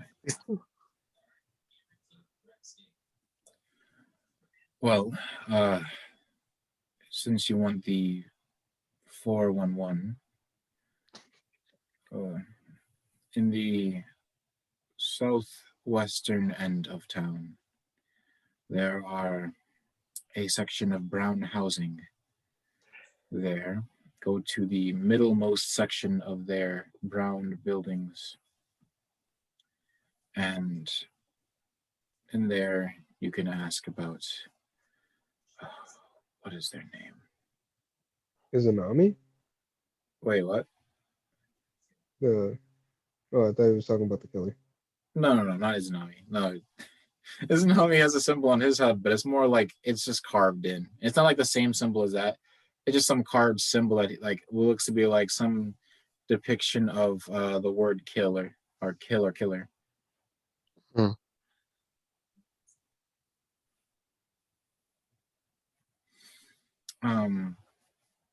Yeah, but he kind of just says, I can't remember their name right now, but if anything, because recently of the loss of a clan, there's going to be a great mourning, especially for an entire clan. Many of the clans are friends and associates and seek to have rivalries and so forth to further themselves. It's very recommended. And so we will definitely all be mourning the loss of this entire clan. but you should be able to find them. Like I said, northwest, farthest west, you'll see them. I mean, not north, south. Right. Very kind of like here's about the morning of like the clan and everything. He's like, would anybody have wanted to see the clan taken out? Still very like oblivious to what he's saying, but Yeah, like it's just like, well, it's not impossible, but there was issues amongst the older clans compared to the newer clans. This being an older clan, primarily. In fact, I think they were the ones that brought you here. Well, or at least they were the ones that made the boat that brought you here.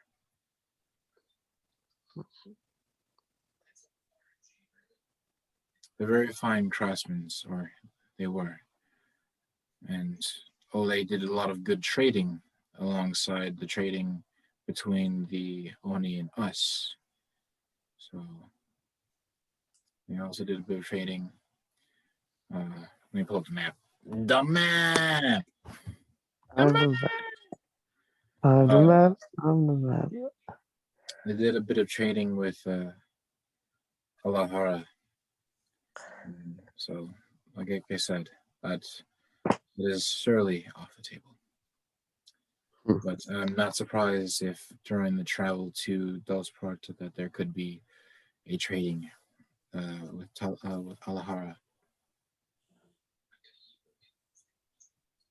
Okay. And just before me and my boys get going, I just had one last question for you, bud. Yes. Did you have any bread? Oh. Jack perks up at the word bread.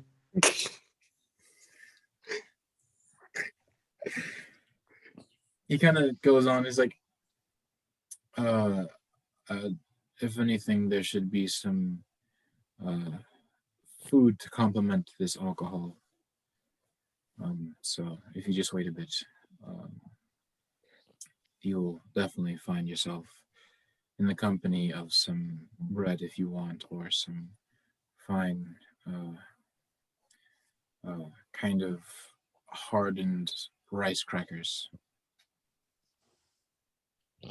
Sounds good by me. All right.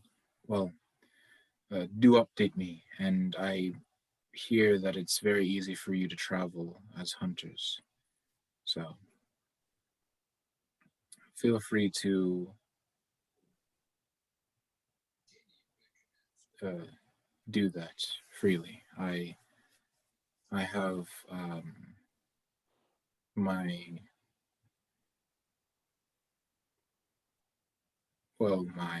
ninjas at hand. My shinobi shall make sure this place is safe, so if you appear, there won't be a problem. Thank you. If I'm not here during those times, leave a message with them, and I will eventually take it up. Cool. That's all. Ooh. Again, feel free to do as you please, but again, southwest. And then he kind of just like, and now you kind of like see him sit down, and then you hear him like, he's fine. It's finally kicking in for him. He was like, oh.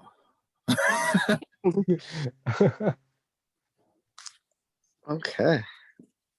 So yeah, Varys kind of just waits until to dig in. Yep. And then just a couple of like not seconds, but like a minute or so before you, there are small bowls of rice crackers provided for each of you, alongside what seems to be small appetizers alongside this, which would have very much complemented the alcohol.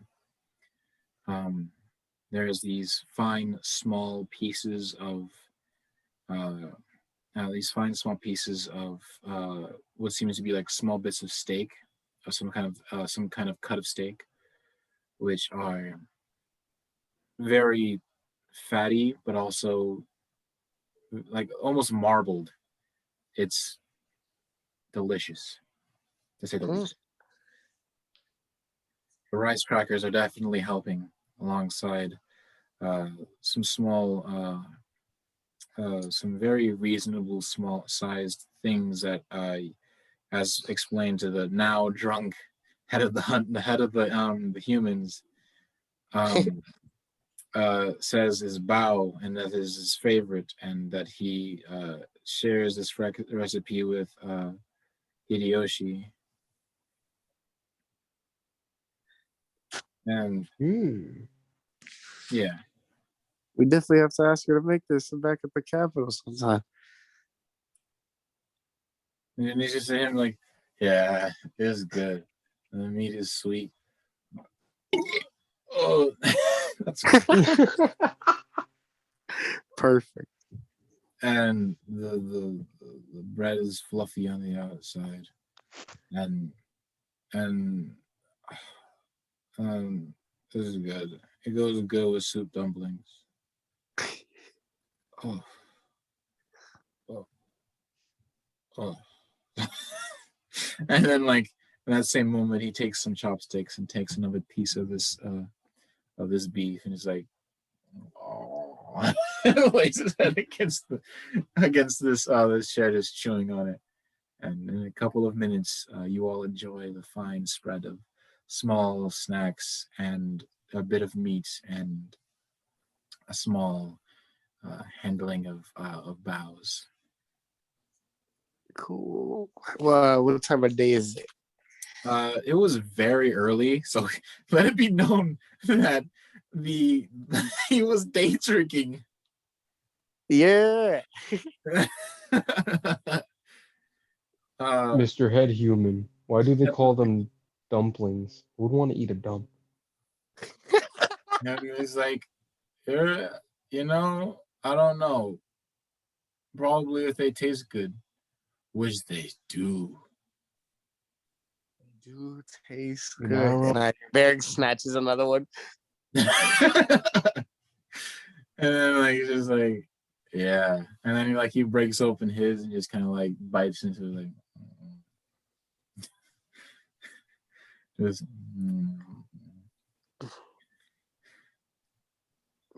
So what is it? After like eating a bunch, I turn to the rest of the group. I'm still like slightly buzzed probably by this time, right? yeah, Like you definitely be slightly buzzed. so I'm kind of just like, we ready to head? We ready to head out, man? Seems like we got a little bit of a mission on our hands. So we're pulling up to a funeral to beat up some niggas. So You know, Sebastian kind of chimes in like, no. No, we're going before the funeral because we don't know when the funeral is happening, and then talking to this branded lady to know a bit more about the outsider and to understand why someone would be that branded with it would do this.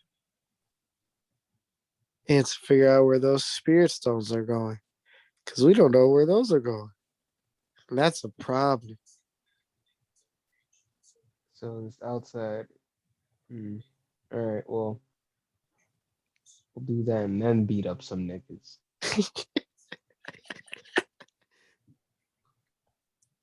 Eventually,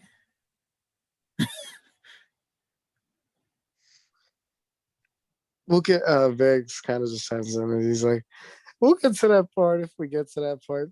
Who knows? Might be a nice day today. Well, I'm ready to go. all right. Away. And just before you leave, like whatever scraps was left is eaten by Gorge. Oh, he just cleans up house like. Yeah, like it just almost like spits out the plates. Um, like Are almost the like plates clean? in spits it out, in spits it out. Just cleaning it. That's so cool, but so gross at the same time. Yeah, it's not clean. They're kind of slimy with what looks like kind of spit. Yummy. And And then no time at all, you all are ushered back out. And as you are leaving towards towards that circlish area, a lantern comes from an ethereal uh bubbling set just right in front just beside the door. sweet. What is this city called, by the way? You know what? Name generator. Let's go. Let's go. Like, ah. All right. The go, yeah. The almighty name generator. Yo. Yo, quick side note. Yeah. We should definitely try to like cosplay these niggas to a Comic-Con. Yo, that sounds so sick. I really That- want to see you just like sitting like a fucking with a trick weapon and everything. Just like riot jeans made of like cardboard and shit, and it's like some really pretty like colored like glass thing, and it just kind of pulls in and pulls out, It's so and then cool. just like just Alex just like with like fucking blonde hair or some shit. I don't remember like, and then like him like just looking around like my glasses. My glasses. I guess that means I'd have to dress up as Sebastian. Yes, sir. Yes, sir. So I'd need to like go to a tailored suit. That sounds like crazy. And then I need to get like contact lenses. I've never had contact lenses before. That sounds kind of scary. They're not bad. I just can't do it to my own eye because I suck at doing it. Yeah, it sounds like it'd suck. I'd need to like to see, I'd need to like feel it be done for me. Mm. Yeah. But then that'd be pretty cool. Just like, damn, that sounds so fire. What? Then we have a more you have to dye his hair white then. Ooh. And then you have to grow it out and straighten it. Yo. That sounds crazy. That sounds so fire. Dang, I Gorgeous. have to go brown with my hair. Like this big clay being or this big paper mache being. It'd be so fire. Yeah, just like some like he just like has it a part of like a hoodie or whatever. And like when he pulls it back, it just looks like gorgeous. Or something. That sounds fire. That's pretty That sounds like really sick. No one would get our reference, but it would be so sick. What anime are you guys from? Our own. It's like, what anime are you from? Nah, it's from D&D, bro. We'd have to go to one where like, what is it? We have to go to one where like there's a D&D convention or whatever. Like, no, like or like there's like an event that like Critical Role is going to or something. Yeah. And then like then we I'm getting distracted. Sorry.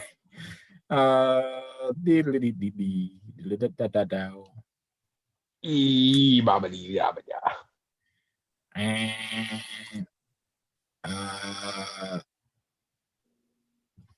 Japanese city name generator.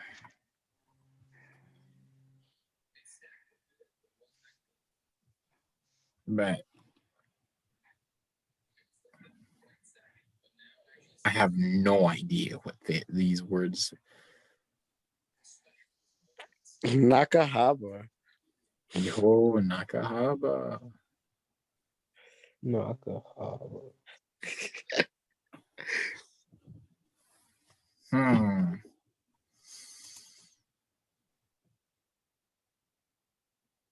Sakuk. One hung, one wing, one wing. Wang wang. No, I'm just Bro, all I see is goon. No good. bro. Oh my god. Gang Sen. Yo. Shirobetsu. Shirobetsu. And then Anatama. Anatama sounds fine. And Tama. Don't mind me while I save this to the place.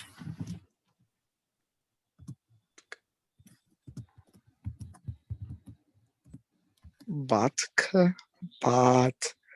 Batk. Batk.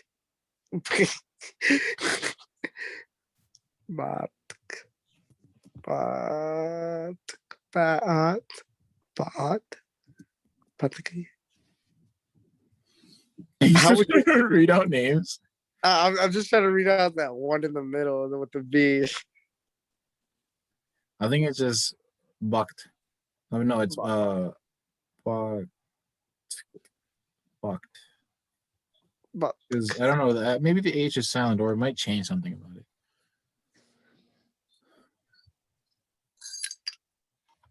Sunaya Kunaya.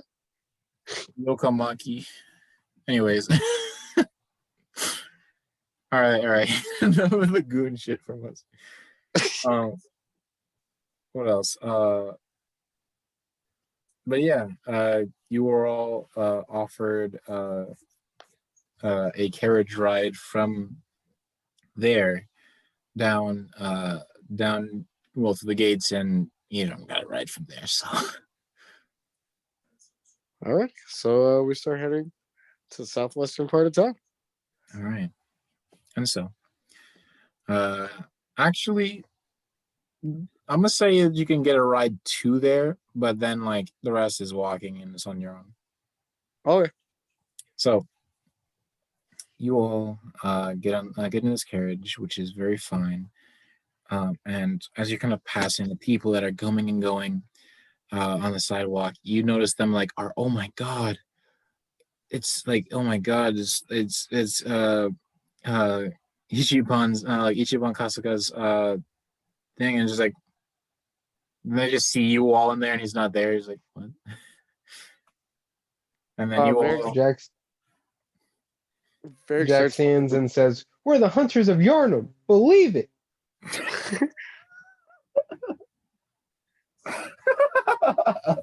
believe it. and Varric starts playing the chords to Bluebird. Oh no. On the All right.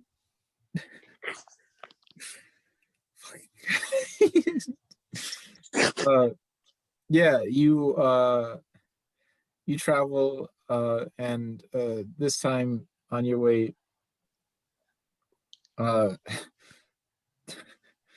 you find this section of brown houses that you had passed not unknowingly from the initial few lines of buildings, but they were like up more up the mountain from you, but you didn't see it. There you find this section of the middlemost building of this area, and the carriage is stopped for you, and you are allowed to leave. You are allowed to go on. All right. And so as you get off, the carriage begins to go off right back to whence it came. I go to the carriage master to give Itadagi my regards. Mm-hmm. And yep, and he just sees you like yell that, and then he just like nods and continues.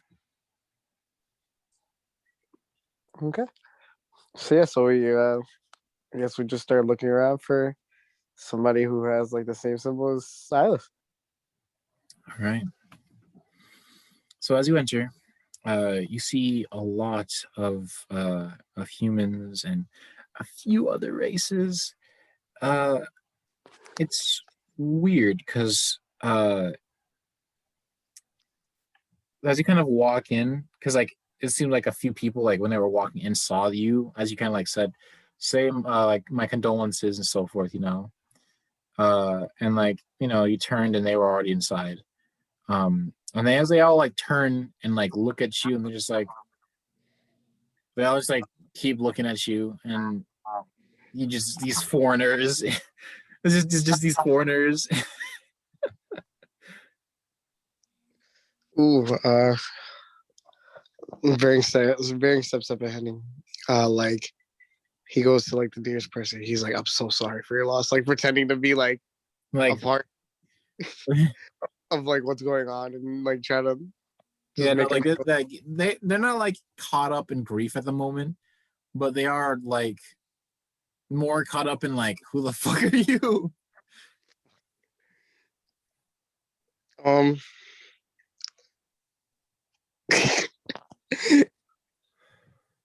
Jack. Who we don't exist.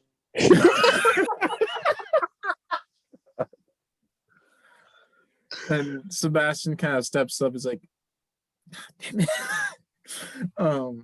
And he kind of is like, I and, shush him. We don't exist. We don't exist. and he just looks at you as you're like just kind of like, we don't exist. We don't exist. And he just like looks back. We are the hunters from Yarnum, on a job for, if you couldn't tell, for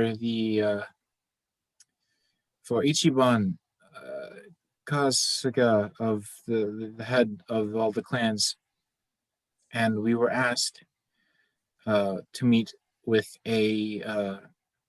with someone that has this brand, and he goes over to Silas and he just kind of grabs and like turns his hand, showing off the back of his hand, and they all kind of like talking to each other, like you like almost see like them mumbling and so forth to each other, like, wait, what do they want to do with? Oh, that's Enter the name generator. Yeah, we're also here to beat up niggas if we have to, but we don't want to. So you know how that be. And they all just like look at you like almost like upset, like that's no. Like they're not like they're just like, wait, what? No. We're not violent people, but yeah. What? Yeah. but he But yeah. Oh my god. Varying steps in and he's like, "I'm sorry for my friends. We're really just looking for the person with the symbol, and then we'll be on our merry way. I'm so sorry." Maybe. Perhaps. Fucking perhaps.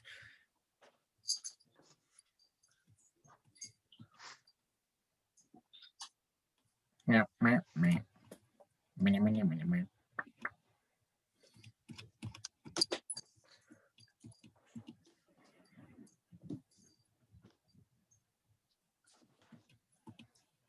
Hmm.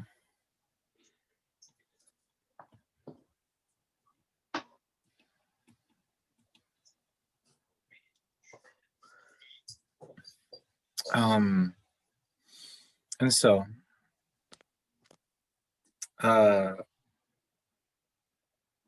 you see they all kind of come look over to like the corner of the room where there's a small section of there's the two spellbreaker figures that you had seen.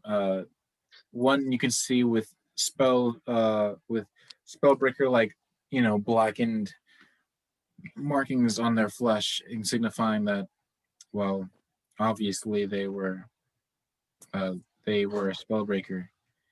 But then, as you kind of see, as they kind of like turn to you, there is this brand on their neck. And then not the symbol that you are looking for, but it looks like almost like some other kind of brand that has been like seared into her into her neck. and then the next one to her, as which seems like the one that they are looking towards. Uh, she looks over at you all. This other female,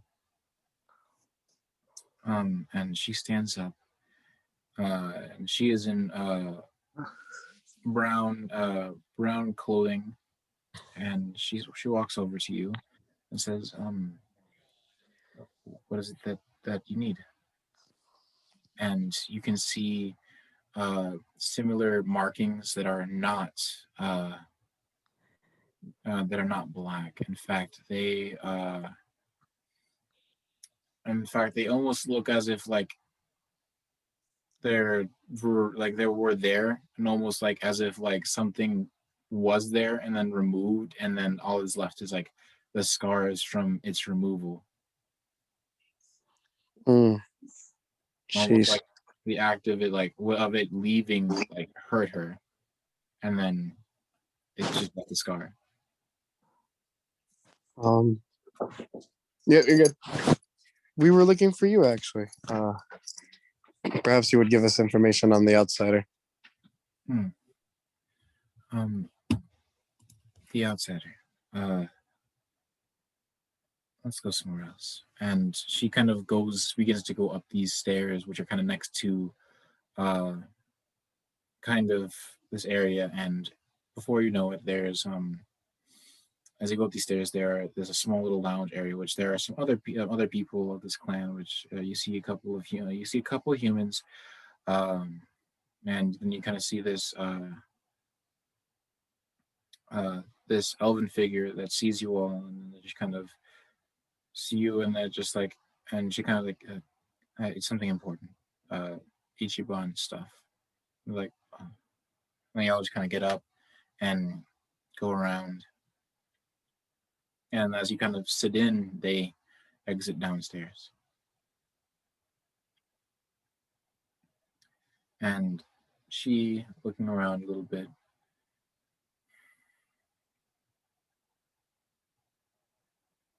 the outsider, I don't know a lot about him, but what I know more than anything is that he gave me this power, which, and she kind of like puts her hand over some of the markings that were once there, and it cost me my position for this power, as I was gifted magical access. Obviously, against my whim, I was dishonored from the Spellbreakers.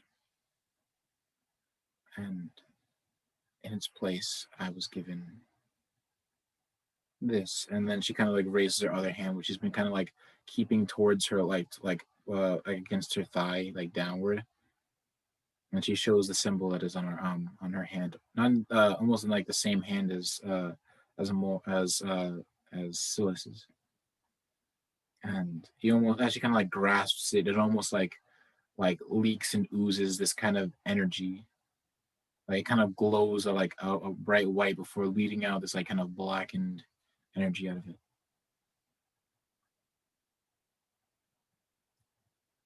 Uh, Apparently,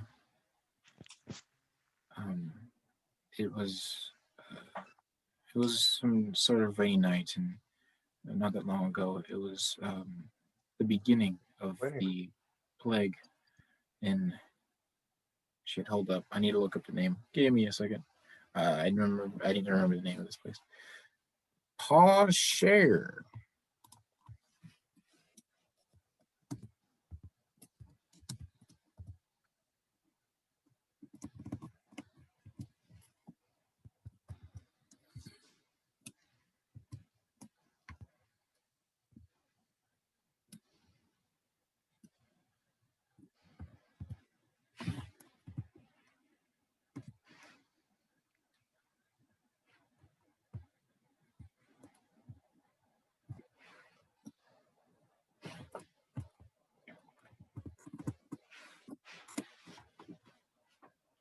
All right, there we go. Boop. All right, time to resume the share. Oh, Dunwall, one of the smallest in the area near Civland and in between Civland and Mbros. The plague was beginning, and in confidence we had prepared many trappings, um, but who would find, um, well, that the because of Banrock Burn giving us support and influencing our views, magic was banned. I was a spellbreaker that was posted there, and one rainy night, as as I was apparently going to be promoted to captain of my team, one horrible night, I have a dream. I dream of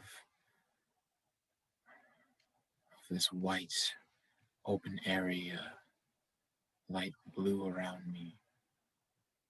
There are these platforms that are almost destroyed, but barely enough so that you can go across it.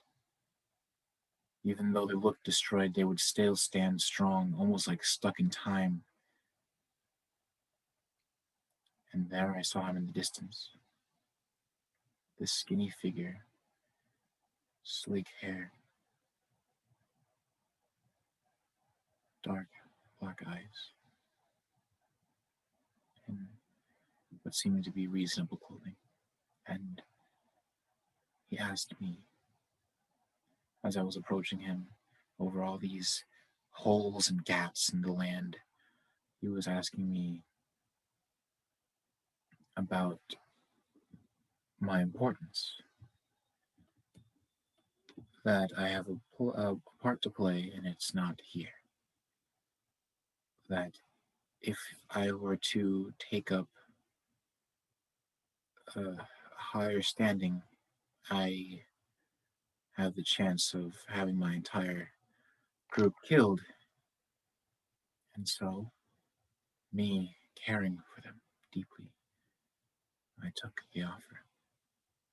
And he said that with this gift, I would be gilded with power, and that soon I would have my part to play. But this is just a taste of it. And as I awoke, I felt sharp pain on my right arm as a symbol was branded. And I felt even more pain around me as the black that I had gone through to be bonded to my skin and flesh just painted the wall and disappeared.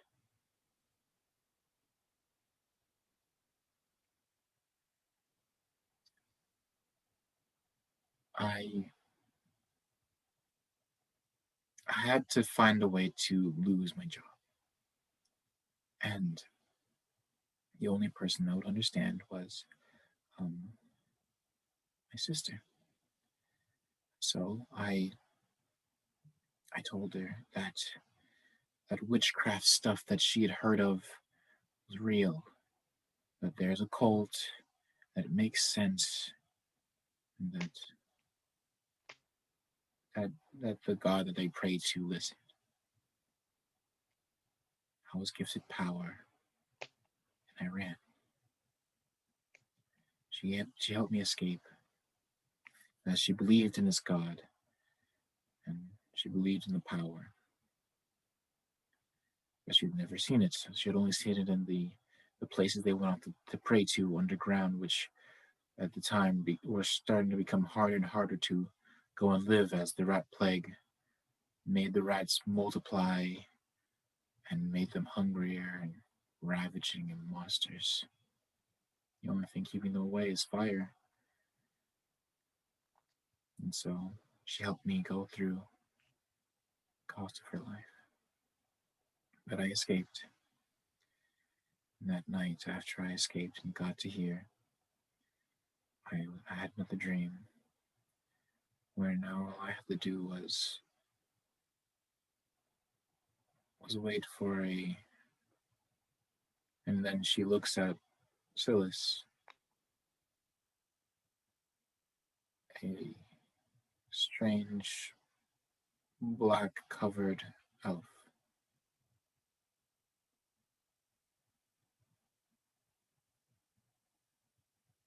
And so I waited.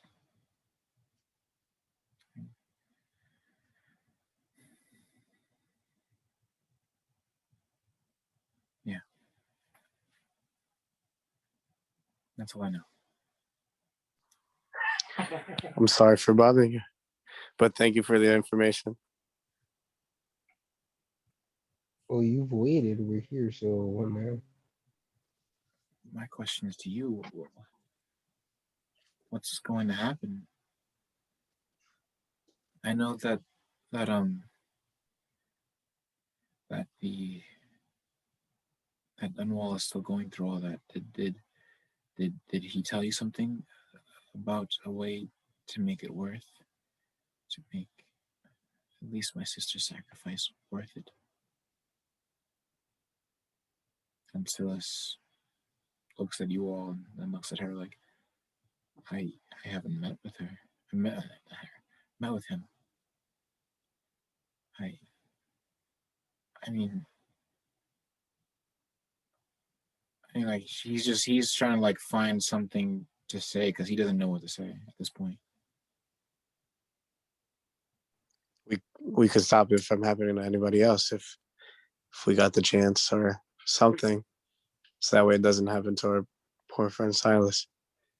We must meet with the outsider, even if it costs us something. There has to be more. Why would he bring me here? Just to be part of here, part of the land?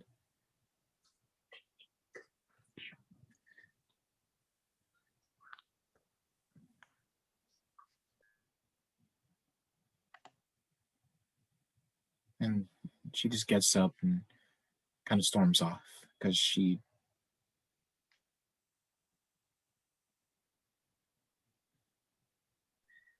Well, what could we do?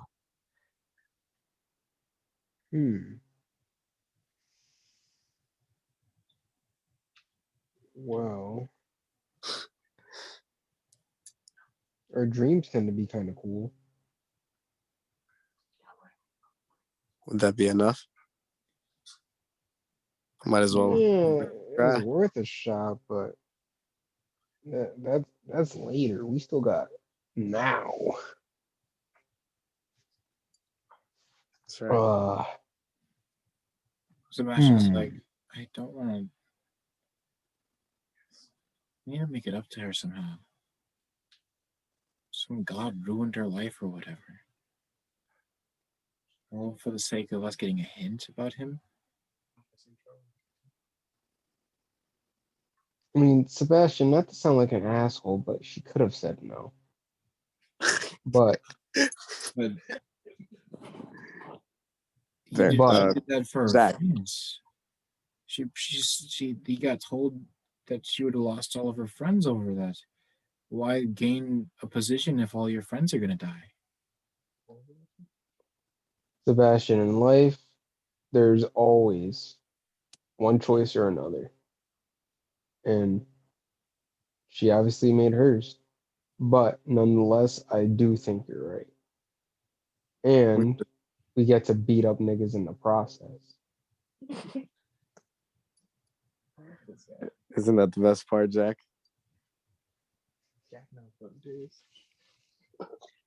Get back to me on that later. Anyways, we should try to find at least any other hints of the outsider. That way we get to him faster. Hey, Silas, has that brand on you done anything besides just like be hand? I haven't used it specifically, but after I did get it, I did get access to magic. I'm still kind of understand it myself.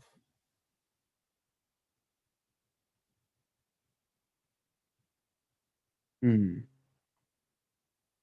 And you've never had a dream with the outsider or anything?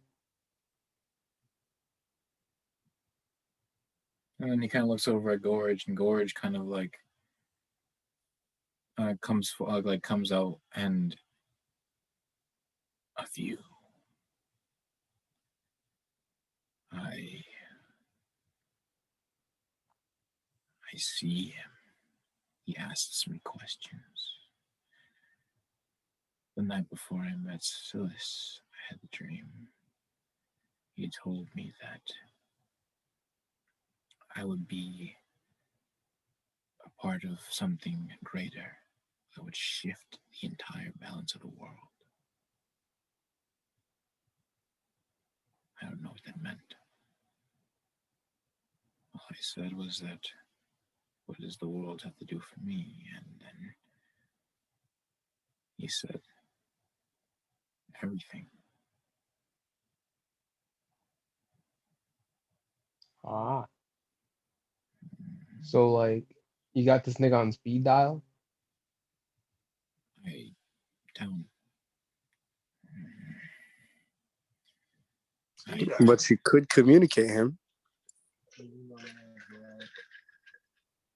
hasn't happened since I got with this one. He motions with his head towards Silas. Yo, so Gorge, hear me out. And Variance, you're not gonna like this, but it might be worth a shot. All right. What if, right? Now hear me out. This is Jack thinks, right? What if Gorge puts his tentacle pieces into you and like gives you some kind of image or visual on this outsider, and you just try to send a message to this dude? I don't want to. So, Could that work maybe? so you would want me as a puppet to talk to the outsider?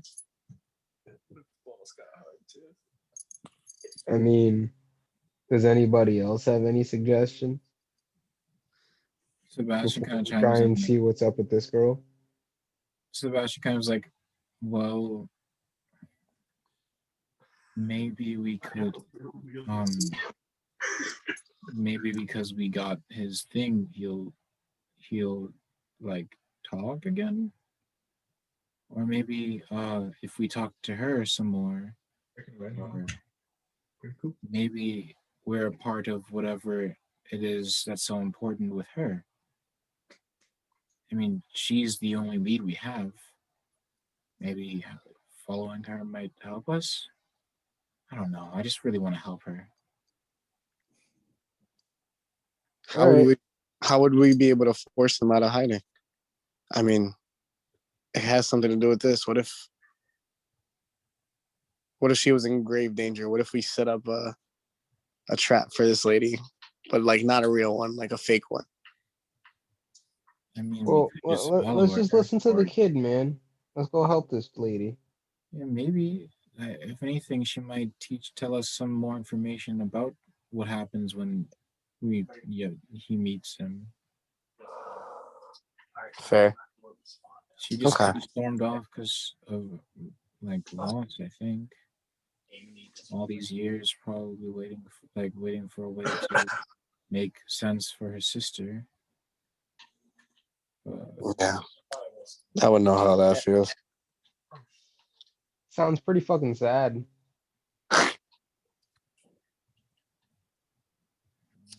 Fair. All right. Let's follow her. Can I? And that's what we end. Fuck. Man, I was just about to use a charisma, man. Can't see, but man, do I have charisma? True, you do have charisma. Baby girl, what's the issue? What's popping, ma? Cough. Dead sister, new man. Bro. I know. Listen, I know how I be with the missing sister deal. If anybody in this party understands you, it'd be me. You know, like you can come fuck with a real nigga. That's all it is. That's terrible, Jesus Christ. right? Jeez. Yeah. Parents could make you forget, yeah. And if Well, let it be and if known, we definitely have to watch the end of this video next time. Please, we gotta remember this. This is dumb, but I mean, no, we don't actually have to say that to her. all That's right. Jesus that's Christ. a jokey meanie improv. Oh my God. All right. So, I think that'll be it for today because we've been playing since 9-ish, right? User Yeah. Yeah, since 9 and it's like 12 now, so that's more than enough time. That's definitely a bit time to stop. And I guess we can play video games now if you guys are interested. let's go. Always. Let's go. All right. Thank you for viewing. Hi, future us. I don't know. Like, comment, subscribe. I don't know. It's so weird. It's always gonna be feeling weird about that. But Man, do that internet shit, cuz that's all you gotta say. give me Follow money. anyway. No, I don't. Do that dance. Hey. All right. But that's about it. And I can't wait for what? Are we doing it? Do you think next Tuesday, next Wednesday sounds good? Maybe. I'm off Tuesday, but Wednesday You're off is Tuesday. bother because I can do it. So Jalen is also off Tuesday, right? Tuesday, Wednesday. Tuesday. Let's Wednesday. go. All right, and then we can commit Wednesday for the about character thing. Yes, About sir. about Silas, not Silas, about Sebastian. So yeah, get ready for that. Whoever watches us. But yeah, all right, I guess we're done. Yeah. Woo. Check it out. All right.